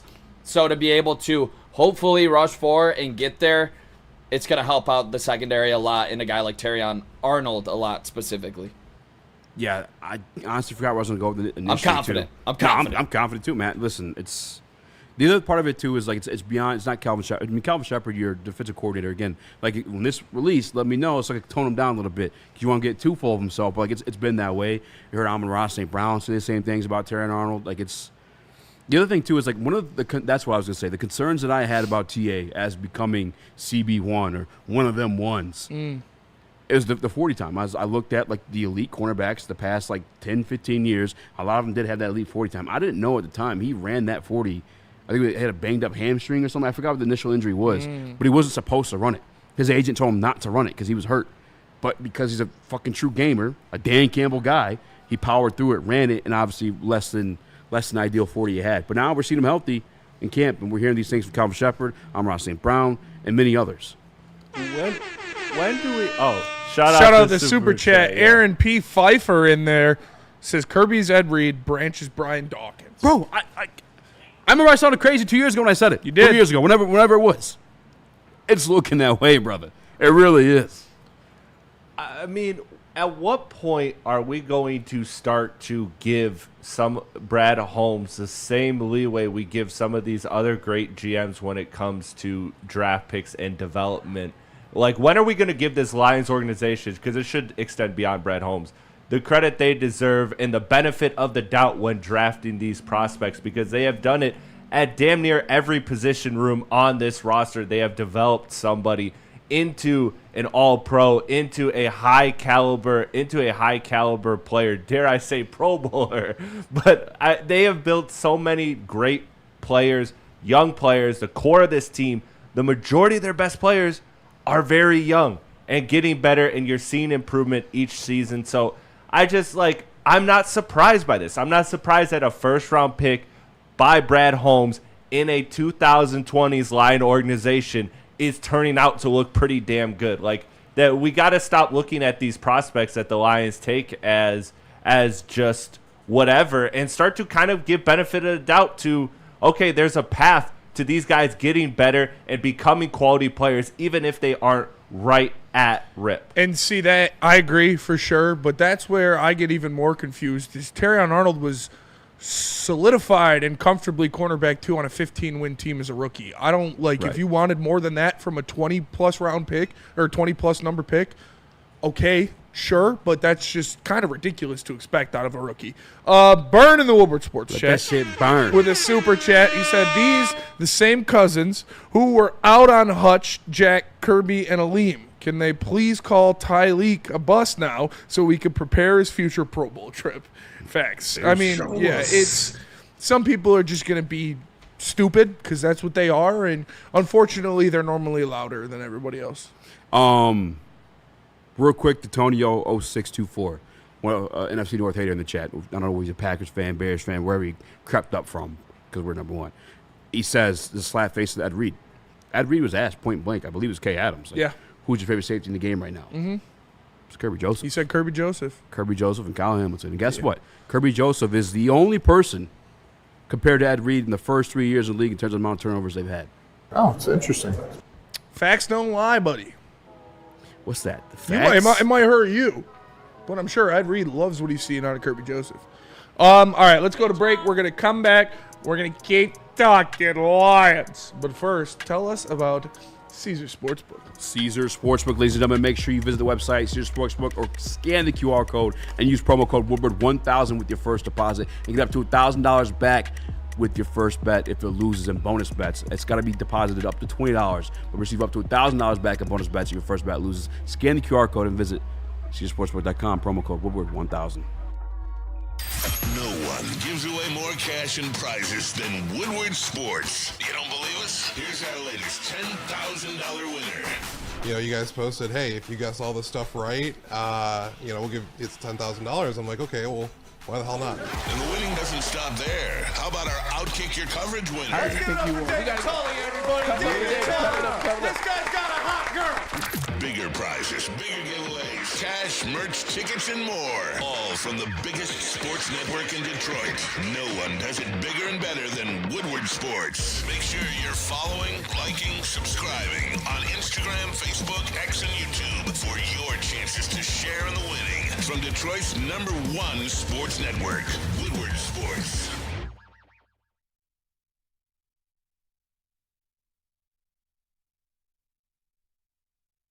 Walk into any Lady Jane's Haircuts for Men today. Open 7 days a week. Sit back, relax, and enjoy a precision haircut, scalp massage, hot leather neck shave, and hot towel treatment from one of our talented stylists. Step up your game this season and take advantage of our $20 haircut special. Scan the QR code and get your coupon today. Lady Jane's Haircuts for Men, the ultimate haircut experience. Open 7 days a week. Walk-ins always welcome. Lady Jane's Haircuts for Men. It's wicked awesome. We don't like to brag that we are the toughest sports network in Detroit, but we do have a guy named Darren McCarty on our side.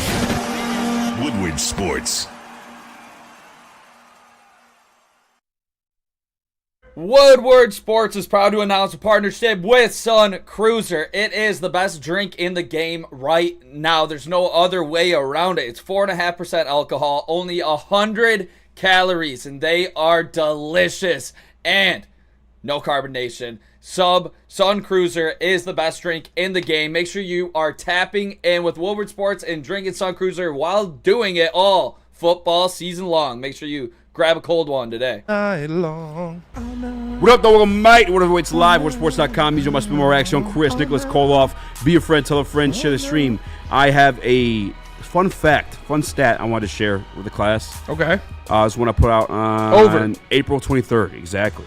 Kirby Joseph and Ed Reed are the only NFL players with 225-plus tackles and 15-plus interceptions in their first 3 seasons. That plus on the interception spinning belongs to Kirby Joseph. Because the 15 came from Ed. Kirby got 17. So he's the only player to do that. He's the only player to do that. And in the first 3 seasons. I would say that it's pretty good, huh? So sounds like his only comparable player at this point in his career would be Ed Reed. Wildly enough, yeah. Yeah. Kind of crazy. Kind of crazy. Kind of wild. Smash the like button, be a friend, tell a friend, share the stream. We got more Detroit Lions news for you. This one really kind of like an NFC North thing you can spin it. I don't know where to take this one. I don't know where I could apply for this man's job. I mean, I'm sure he's making more money than me at a 3-letter network. Shout out to Danny Rogers for keeping it professional. Shout out. And not snapping on this guy. This gentleman, to be honest with me, I don't even know his name. I don't even know. I don't care to know his name. A gentleman on CBS was asked to break Is down. Is there another little gremlin, one of Colin's boy toys? Unfortunately not. I think this guy may have played in some form or fashion. I mean, I have no clue how he got up on the stage. But this is Danny Rogers in CBS Sports. He kind of breaking down the NFC North, and here's what he had to say. Some wild shit, to be honest. And when you're thinking about it within this division, you have 2 quarterbacks that have some question marks. You have Jared Goff, and you question whether or not he can handle pressure. You have J.J. McCartney, who is the unknown. We don't know what he can do because he didn't play a lot last year, if at all. And so now that's the biggest key. So now you're just working with Chicago. And Chicago on paper looks tremendous. So I do feel like they'll win that division. The Chicago Bears, I feel like. Green Bay, to me, went from my 3rd pick to now 2nd in that division and perhaps making the playoffs. Wow. I know. I'm sorry, but that's them the breaks. Interesting. Yeah, we'll see when Week 18 comes what that actually looks like. I know. Shout out to Danny Rogers. Shout out to Danny Rogers. While also calling him a dumbass. Interesting. Like, there's 2 quarterbacks he had questions about. I'm not the biggest Jared Goff guy, by the way. No. I'm not. No shit. But the guy that you have questions about is the one that's been to the Super Bowl, 2 NFC Conference Championship games, and is coming off back-to-back division titles. Not the guy in Caleb Williams who has only won 5 games in his NFL career. Has yet to throw for over 30-some touchdowns. Hella turnovers, hella sacks. Got sacked, 68 times? You have no questions about that guy. That's my favorite part. You have no questions about the guy, Jordan Love, who is supremely talented, I would say, but can't stay healthy worth a lick. The only guys you have questions about is Jared Goff, and yeah, you're allowed to have a question about Jay McCarthy, but to start that conversation with Jared Thomas fucking Goff, and what are we doing? I think it is almost globally recognized for anybody who has watched any significant amount of football in their entire lifetime that Jared Goff has the least amount of questions of NFC North quarterbacks right now. If you disagree, you probably held back in grade school. He is showing it multiple years in the same system with the same pieces that he could produce the same, if not similar results, which are top 10 worthy in the NFL. That blows my mind that you can say that Caleb Williams has less question marks than Jared Goff. That is laughable. And Danny Rogers, she's been taking notes from our guy MCDC. She's like, interesting.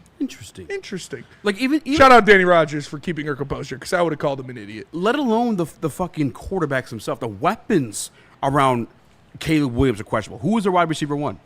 We don't know. They paid a fuck ton of money to a guy, DJ Moore, who checked himself out of a game last year. He did do that. I remember, quite frankly. Caleb Williams even wanted to be a Chicago Bear. No, he didn't. He regretted coming out of the draft to be a Chicago Bear. And he likes dick and balls. We don't know anything about Luther Burden. Nope. We don't know anything about Roma Dunze officially yet. Like to have the questions be about Jared Goff, who's coming to the season with an all-pro tight end in Sam Laporta, an all-pro wide receiver in Amon-Ra St. Brown, a kid that's on the emergence in Jameson Williams, and one of the best offensive linemen. I mean, I don't even know where to start with that one. I mean, what were you fucking thinking? What did you put in your Wheaties that morning? You can't make that statement. Like, if you want to talk on a mic, you can't make that statement because that makes you look like you're mentally handicapped. To say that Caleb Williams has less question marks than Jared Goff, there is nothing that backs that statement at all. You literally listed the one question mark about Jared Goff is if he has a bunch of pressure in his face, how's he going to perform? Caleb Williams performed worse against the blitz and was sacked more than Jared Goff last year. I don't know. And is that even a question? Like, we just saw a Super Bowl where Patrick Mahomes, a guy who's on his way to making a case to be the greatest quarterback of all time, get a lot of pressure, and guess what happened? He got smacked. Like, is that even a question? I know there are levels to it, and Spencer, I'm glad you brought up the stats to back that, but just if he wants to take it general with that flat general take, like, generally, every quarterback has a question being under pressure. And how about Jordan Love? How does Jordan Love not have a question about being able to string together a complete season via health and production? He hasn't done that yet. So I'm sick of these people anointing Jordan Love. Has he had games where he looked great? Absolutely. Has he had seasons where he missed games? Absolutely. Like, he has not put everything together, and so that's what it is. And shout out to Chuck Schenk in the Woodward Sports Chat. There are so many question marks that you have about the Chicago Bears and Caleb Williams. I could think of them in, is he getting the Ben Johnson offense? Did his offensive line truly get better? Is he mentally capable of running this offense? Is he a top? Is he a bottom? There are a lot of questions that go unanswered with Caleb Williams. Does he like boys? Jared Goff's pumping out babies with a supermodel. There are less questions about him than about Caleb Williams. But Caleb Williams is an identity crisis. That's where we kind of we're making jokes, dick and balls, stuff like that. This is a joke of a segment. If that's your actual take, your life is a joke because there's no way you have. Jared Goff has by far the least amount of question marks out of any quarterback in the NFC North, arguably in the NFC. It's mind-boggling and truly just selling your fucking dignity for clicks. And it worked. You got it. It worked. It works on me every time because we finally have something nice as Lions fans. We finally have a product that we look at. It is irrefutable that they are good, not just good, but upper echelon in the NFL. So I hate just slander for slander's sake with nothing proving it. It's lazy and gross. Nick? I'm used to it at this point. I mean, all of these guys, I'm honestly used to it, and I just want all of these guys to circle back to August, to July when they had all these takes throughout the summer, and be held accountable for them. I will hope cold or freezing cold takes is exposing a lot of people because has everybody forgotten like the talent that Brad Holmes was able to draft here and develop, like we hit on earlier today. The amount of not just Pro Bowlers, but all pros. Like, what are we doing here? You literally have them at every single level of every single position. So to me, it discredits everything that Dan Campbell and Brad Holmes has done while they're writing the fall off already, when Ben Johnson is getting all of the credit for all of the success in the Detroit Lions organization. That's a goddamn joke. Nick, am I mistaken? Or didn't the Lions have the most players in the top 50 under 25, in the top 50 by all the pro sports Am I writers? mistaken? Am I mistaken, or are they not one of the most talented teams in football? Like, I understand wanting that big fish, wanting to be. I had to do a lot of nasty things to get this money. No, I'm just kidding. You have to make a name for yourself Williams type thing at some point to get a mic and to hold on to it. And I've made some pretty damn good calls in this business. This one's not going to work out for you. So if you want this one to be your big break, buddy, I don't even know his name. It's not going to happen. Danny Rogers knows it too. She's like, okay, dude. Interesting. Look at this fucking guy. Yeah, dude, that was fucking nuts, dude. I don't know, man. It's you got to do what you got to do. Chris, you got anything on this one before we move on? I mean, it's no, man. No. It's just how can you label these questions when everybody else has way more questions? Trello 05R in the Woodward Sports Chat says, most talented team? Bro, stop embarrassing yourself. They are undeniably a top 3 roster in the NFL. It's them, the Eagles, and Ravens. Yeah. Wow, that's it. like a hot hard take. Stop. That's kind of wild to say anything otherwise. But let's go to break. If you don't want to put them 1, you don't want to put them 2, can't say they're not 3. Got to introduce Ben Johnson. Ting when we come back. Ting, but first, tell us about BlackRock, Chris. We're taking your fine little ting for a date. BlackRock. Take your fine little ting to BlackRock Bar. I took my little light-skinned Grill. ting out for a date last week. How'd it go? How'd it go? It was nice. You were there.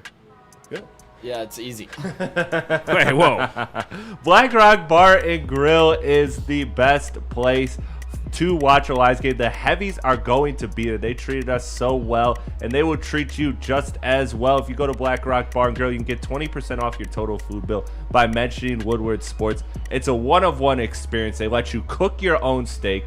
They have cheesecake that even the biggest haters will dub. They have everything you need at BlackRock Bar and Grill. The heavies will be there watching a game this season. I can't wait for it. It's a great spot. You can take a date. You can go out with your boys. You can have a draft party there. If you're looking to have a draft party this week, have one at BlackRock Bar and Grill. Great food, great atmosphere, one of one. You can't miss it. They got locations in Heartland, Novi, Canton, Ann Arbor, Utica, Davison, and Portage. Again, mention Woodward Sports to get 20% off that food bill. Love Woodward Sports? Love wearing clothes? Then you should be wearing Woodward Sports clothes. Check out our full line of merch at woodwardsports.com. Just click on Shop. We have all your favorite designs, like Dan Campbell kneecaps, Woodward Golf, and of course, our own logoed out merchandise. Men, women, infants, kids, all love Woodward Sports. Impress your friends. Impress your boss. Impress your dog. Buy Woodward Sports merch today.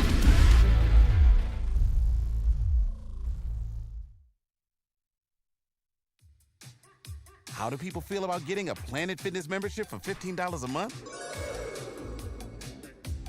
How do they like working out in a clean and spacious gym that's filled with equipment for every workout? And how about free fitness training in the judgment-free zone that leaves them feeling energized all day long? Join Planet Fitness today with the free PF app, online or in club, and start getting that big fitness energy for $15 a month.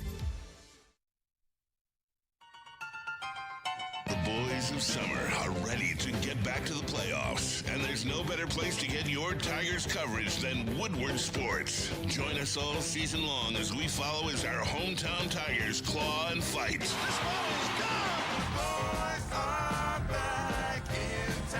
Feel the roar with Woodward Sports. Stanford Chevrolet Cadillac Buick GMC. Scan the QR code to see the massive inventory. Hit up my guy Goron to get in the best car for the best price that fits your budget. Like I said, scan the QR code. Visit him online at lesstanford.com. Hit up my guy Goron. He's going to get you in a great car. It'll be for a great deal. Les Stanford Chevrolet Cadillac Buick GMC. Oh, man. What up, though? Welcome back. Whatever Waits Live on WoodsportsCom. Easy to watch. Spin more reaction. Chris, Nicholas Kohloff. Smash the like button. Be a friend. Tell a friend and share the stream. Excuse me. While on vacation. Some gas trapped. With Sean Payton. Dan Campbell received a call from Dan Campbell to come back and become the offensive coordinator. Wait, what? While on vacation. With Sean Payton. Kind of rhymed. John Morton received a call from Dan Campbell to become the offensive coordinator of the Detroit Lions. But that wasn't the only call he had. Right after he hung up the phone with Dan Campbell, you know who called him? His mom. And she said, "What's with these sticky socks underneath your bed? How do I turn on the TV, Johnny? I can't see my stories." It was Ben Johnson. No. Shit. Ben Johnson wanted to hire John Morton as part of his offense. Oh, it's interesting.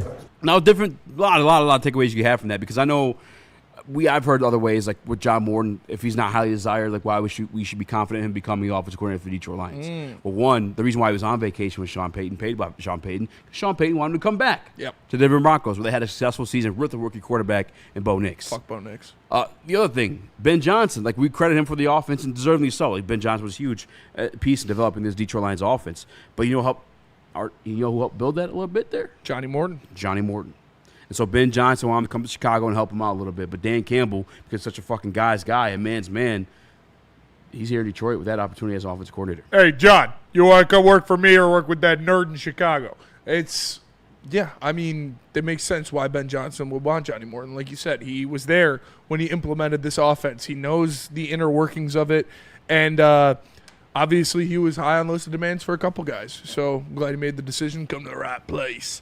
Johnny Morton, I'm excited to see what he does with this offense. That gives me a little bit of confidence. I mean, at times I lack the confidence in there. Yes, I mean, a lot of pieces of me, like I'm a fan of the team for sure, but I'm not one of those like blind ones where I'm just saying, hey, it's going to be the best thing ever. Like I do want to see it in action, don't get me wrong, but like little tidbits like with Calvin Shepard, the fact that Steve Spagnuolo has so much confidence in him, like a great defensive mind in the National Football League. That gives you confidence in Calvin Shepard. That's a great backing. Sean Payton not wanting to leave, taking him on vacation in Mexico. Ben Johnson, the architect of this offense, wanted to have him partly there in Chicago too. Like that gives me a little bit of confidence in John Morton, that he's more than just a journeyman offensive mind traveling the National Football League. Like he's a desired guy to have in your locker room, and we have him here, thank God. And he was here for, I don't know where I'm looking for. I was looking for a big word there, but the architecture of the Detroit Lions offense. What are you giggling at? Someone said something funny? No, Joe Montana listed his top 3 quarterbacks to start a franchise with in the NFL, and it was Josh Allen, Joe Burrow, and Justin Herbert. Yeah, no. Joe Montana, big fan of the whites. But yeah, no, it's good to hear that. And like you said, Johnny Morton has a track record too. That's what. Yeah, it's cool to hear that. It's cool to hear that Ben wanted him, and that makes you feel good that you got a guy that other players wanted. But when I look at what John Morton was able to accomplish in New York with his time there, I brought it up multiple times. Bilal Powell, Austin Seferian-Jenkins, Robbie Anderson, Jermaine Kearse, Josh McCown. All of these guys had the best year of their career under Johnny Morton in that offense. That 1 year he was the offensive coordinator for the Jets before he was thrown aside like Julius Caesar by his coworkers. But I'm comfortable with Johnny Morton. He knows what he's doing. He's been in the league a lot. He's been around great offensive minds, and he's comfortable in this offense already. Hey, Jalen Hurts was 4, all right? Which is kind of crazy. Yeah, only half. Still no Mahomes. We just forgot.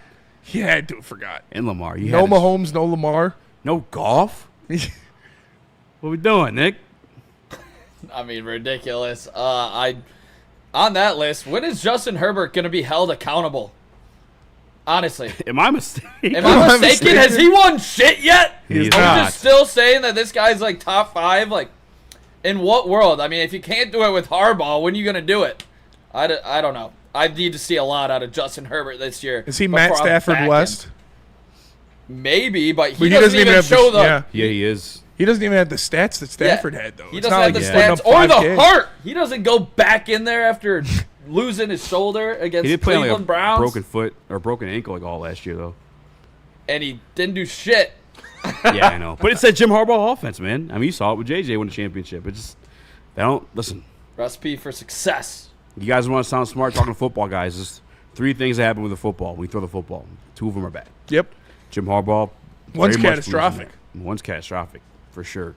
World hunger happens if you just don't It's true when you the throw ball. the football. It's one of the things, dude. It's one of the things. It really only popped up after that air raid offense started taking over. Then you started hearing about how hungry the world is. But Justin yeah, Herbert I'm is out on good. Herbert. Where's your confidence You're in? No, I'm just saying Herbert is like not elite. Yes. Yeah, putting Herbert over Lamar or Mahomes It's crazy. Like you got Joe Burrow and Josh Allen in there. Okay, neither of them I'm taking over Mahomes, but they're definitely up there. They're all top 4. But having Herbert over Lamar and Holmes has got to be racist. Like it has to. He had Hurts in there. Not on the graphic. I mean, Hurts was number 4. He had half of Jalen Hurts in there. He's all right sometimes. Is Jalen Hurts mixed? He looks Also mixed. light skin. Yeah. Ask JP. That's fair. I'm trying to think of those guys too. Like, are they? Because like Lamar, you could hype up any OC, Greg Roman. I forget the guy that's there right now. But like, really, like, you can't really credit the offensive coordinator coaching with that one because he's out there doing circus shit. That's just him. So I kind of understand that. But the same could be said with Josh Allen. Yeah. You can't say play style for Lamar and then have Josh Allen in there. Yeah. Lamar proved that he was an elite pocket passer last year when he was statistically the best quarterback in the pocket. Insane, the highest quarterback rating. And that's 2 years now. He's extremely efficient. I think both years less interceptions than Jared Goff. Yeah, Lamar is one of, if not the best quarterback in the NFL. He's got to do something with that, man. Yeah. After the Detroit Lions, of course. After. Josh Allen, too. It's not their fault, though. They got to see the boogeyman. They got to see the boogeyman, who's not good enough for Joe Montana, apparently. The boogeyman's equipped with Chris Jones and Steve Spagnuolo as well. Joe Montana also, I understand it because he's definitely salty that people, vaulted Mahomes over him already. Like, it's Brady Mahomes. That's probably it. It's not Brady Montana anymore. That makes sense. Because it was, Tom Brady's the GOAT, but Joe Montana was always number 2. Not anymore. It's Brady Mahomes. Oh, I guess he did say Mahomes, but he said, I think it sounds like he forgot. Because this thing is like, and I like Mahomes. Yeah. Okay. So yeah. Which happens. Why You've done it. If you're rattling off the top of your head, someone asks you. Think about that hard candy in the retirement home. Yeah, dude. Like, I don't know, dude. If you ask for the moment, especially if you've been banged up the way he has, I'm sure you're going to forget. Yep. Some names. Eazy, who's the most misunderstood quarterback right now in the NFL for you? Top of the head is tough to answer. Most misunderstood quarterback in the NFL. I didn't say shortest. I said most misunderstood. In terms of you got to say Trevor Lawrence or Jordan Love. Yeah. Yeah, probably one of those guys. Yeah, it's gross. Maybe Baker. Nasty. But I don't know. I think misunderstood in terms of now. and there's yet to be discovered stuff, or this guy's good, he's in a bad your situation. List. I say Lawrence. Yeah, probably. I say Trevor Lawrence for sure. Tom Bagman says Goff. That's fair. Spencer, you got Dark Cash also says Goff. Most misunderstood quarterback. I think Goff kind is of pretty a gay well question, understood. But I thought it was brilliant. Probably Caleb Williams. You don't really understand what's going on there. Do we like guys? I'm not gay no more. I am the Joe Flacco. I think he's misunderstood himself. To be honest with you, No, most I am a fan of guys with misunderstood big butts. quarterback. I don't know. I kind of understand. It's got to be Trevor Lawrence. Yeah, I'm not gay no more. It's got to be Trevor Lawrence. from that standard, yeah, for sure. Okay. I think golf is understood. Everybody understands what golf is. I think good people players, understand good what system, Baker you're is gonna now. get something good out of it. You understand what Lamar Jackson and Patrick Mahomes and Joe Burrow and those guys are. We understand what Caleb is. Stafford used to be. Aaron Rodgers now. People still believe in him. Who is it to you, Maybe. Nick? I was thinking about it. I mean, we got a long way to go. AJ McCarthy. He's a rookie. Second year player. No, I'm kidding. I just want to do the drop. Haven't done it today. The question was misunderstood by the fan base, not the player misunderstanding how to play the game. I think I would say Trevor Lawrence probably. I think he's got the most talent and he hasn't had the success. Shout out to DNC with some context here. He says the question was, to start a franchise with. He was then asked, oh, so no Mahomes. And he said, well, to start a franchise with, he's a little old. I mean, isn't he just as old as Josh Allen? I think Josh Allen a little younger. I could be wrong. But around the same age. I think Josh Allen came in 2017. I don't care how much Mahomes older drafted Patrick 2015. Mahomes is than Justin Burrow or than Justin Herbert. You're not fucking taking Justin Herbert over Patrick Mahomes. Yeah. He can't be that much older. He can't be that much older than him. Because I guess Jalen Hurts is pretty young too. How old is Jalen Hurts? I think he's like 26, 25, 27. Is Jimmy Garoppolo the most misunderstood quarterback in the league? He just wants to bang whoos. No, he's not. All right, let's go to break. We're going to come back. We'll do a mailbag. It's already that time. Is that time already? Pretty crazy, yeah.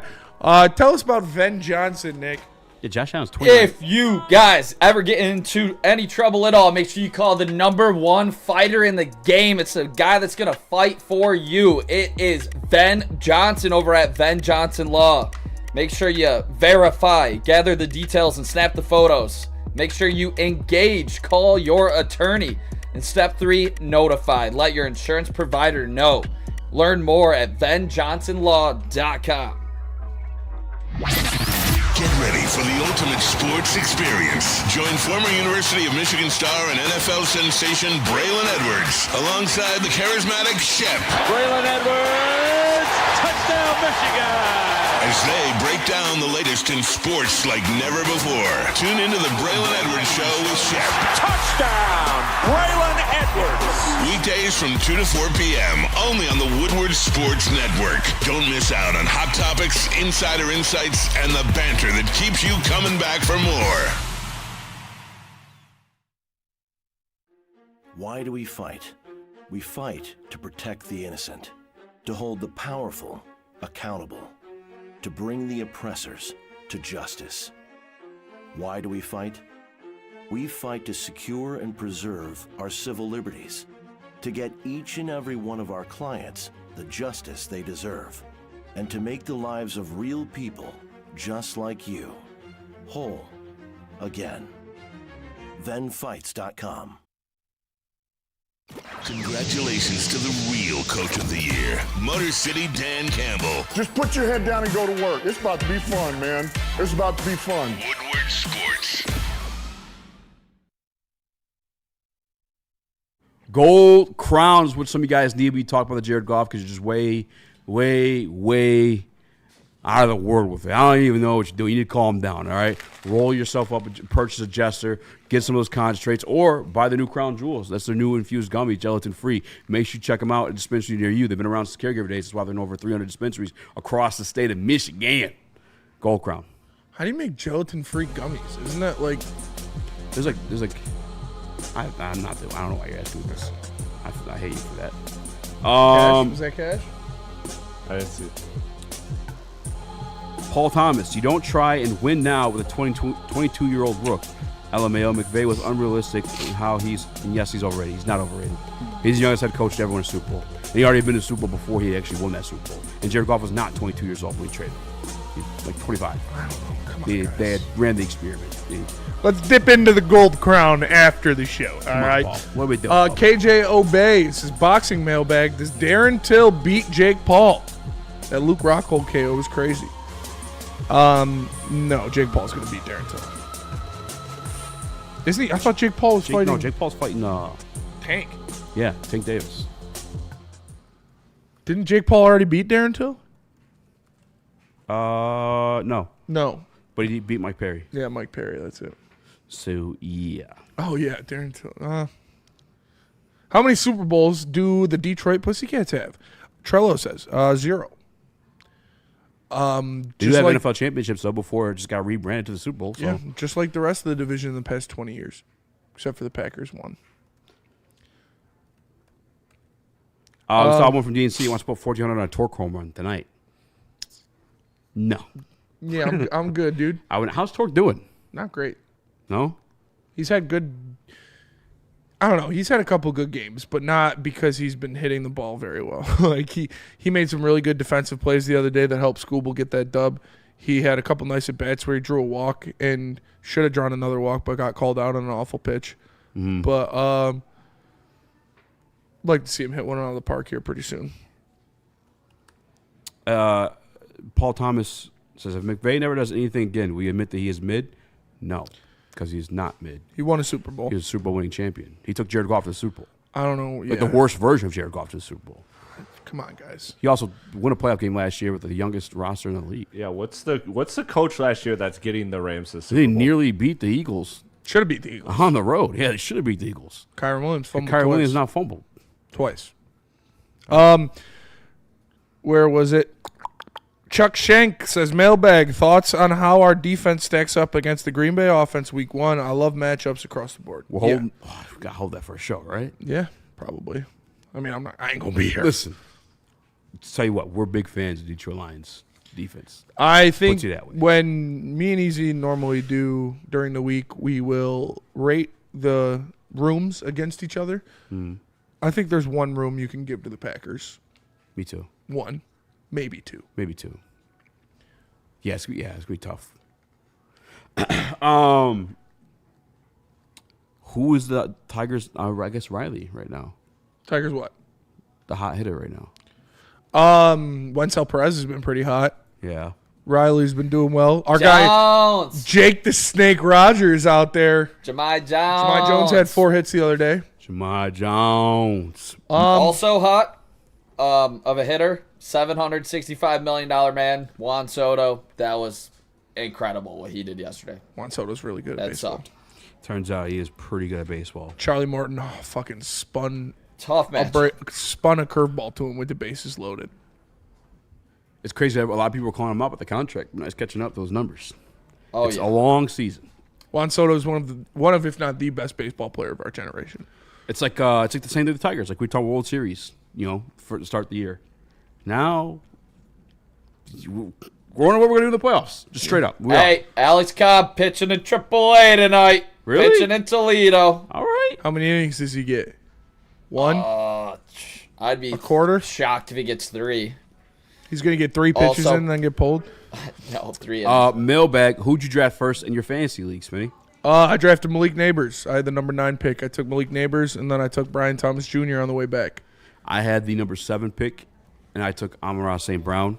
Amon-Ra went 4 in our draft. Fellas. Jetta fell to me. I took Amon-Ra in both drafts. In our my big money league, the $400 one, and then also my Woodward league. And I had Brian Thomas round 2. Friendship. How I get Brian Thomas round 2? That's a lick. I got Brian Thomas round 2 as well. Huh? 400 buy-in. Yeah. That's. I wanted to quit it. I wanted to quit it. I'll probably quit it next year. I was going to go. Until you win. He won it last year. I was going to go Malik Neighbors, Bucky Irving. That was my original plan, but Brian Thomas Jr. was sitting there on the way back. I was like, The one guy I wanted in every draft was Josh Jacobs, but he never made it back to me. I'm Both drafting times. 2 right here. I'm hoping to go probably Barkley or Gibbs at 1 or 2, and then hoping to mad at get all. Bucky, hopefully on the background. Big running back first guy. Malik Patterson says, y'all just never going to tell me what the caregiver days are, huh? That's before weed was legal statewide. They had to be before it was known legal as- recreationally. They had to be known as caregivers. Yep. I was a caregiver. Well, shout out. I went to the sketchiest place to get it done, by the way, too. There's a cat chilling in the waiting room. I'm like, is this... Trying to fill out an application. I'm allergic to cats. I'm like, can you guys get this fucking thing off here? I allegedly, one of my buddies used his brother's ID to get into a dispo, like when it was like medical only. That was a wild story to hear. Respect. Chase Brown or Bucky Irving for fantasy? Probably Bucky. I think they're going to be a more successful team. They're going to play the Saints twice a year. PPR. They have to play the Panthers twice a year, though. And I don't get me wrong, I like Chase Brown. trap Yeah, it's game. true. They did get to pay the Panthers twice a year, Have too. to. Running in that division's kind of tough though sometimes. NFC North? AFC North? Yeah. Yeah. And, he's not the biggest guy. I get nervous about, Bucky's not a big guy either, but he's bigger than Chase Brown. Bigger than Chase Brown. Bucky also lost Liam Cohen, who is a running back whisperer. But we'll see. I expect Bucky to have a great year. But that'll do it for us today. Appreciate you guys tapping in. Make sure you smash that like button. You get one more day of Spenny this week, and I'm fucking out of here. Wait, what's the So make biggest sure bet you drift actually in. the balls to press submit on? I placed a $500 bet one time, and it wasn't even fun. I did a $300 one. It's probably the most for me. I'm a notoriously low better. I'm going to put $1,000 on black when I get to Reno. Nice. And that will depend how the rest of my night goes. What is it for you? What's the biggest bet you've ever made, Nick? I think like a I would have to look, honestly. But early morning, probably feeling confident about a bet. Probably still a little turnt from the night before or something. How much? I'm not sure. I had you too embarrassed to say? I truly don't know. It's north of like $200 though. The limit does not exist. I did 300, but it was on a Caesars. Yeah. But I got the bonus bet back if it lost, but I won. Shout out. And shout out Gun Guy. Take your pants off. I had It was the under on the on the Lions Knicks game. Super Bowl last year. That was my biggest bet I've done. Damn. Soft. Well, that'll do it for us today. Appreciate you tapping in. For Eazy, for Nick, for Chris, I'm Spencer. Make sure you guys stay tuned. 7:30 right here. College football show. Haley, Justin, Ryan, they're going to take you through what happened in week 1 of college football and prep you for Michigan's big matchup versus the Oklahoma Sooners. All right. See you guys later. Peace.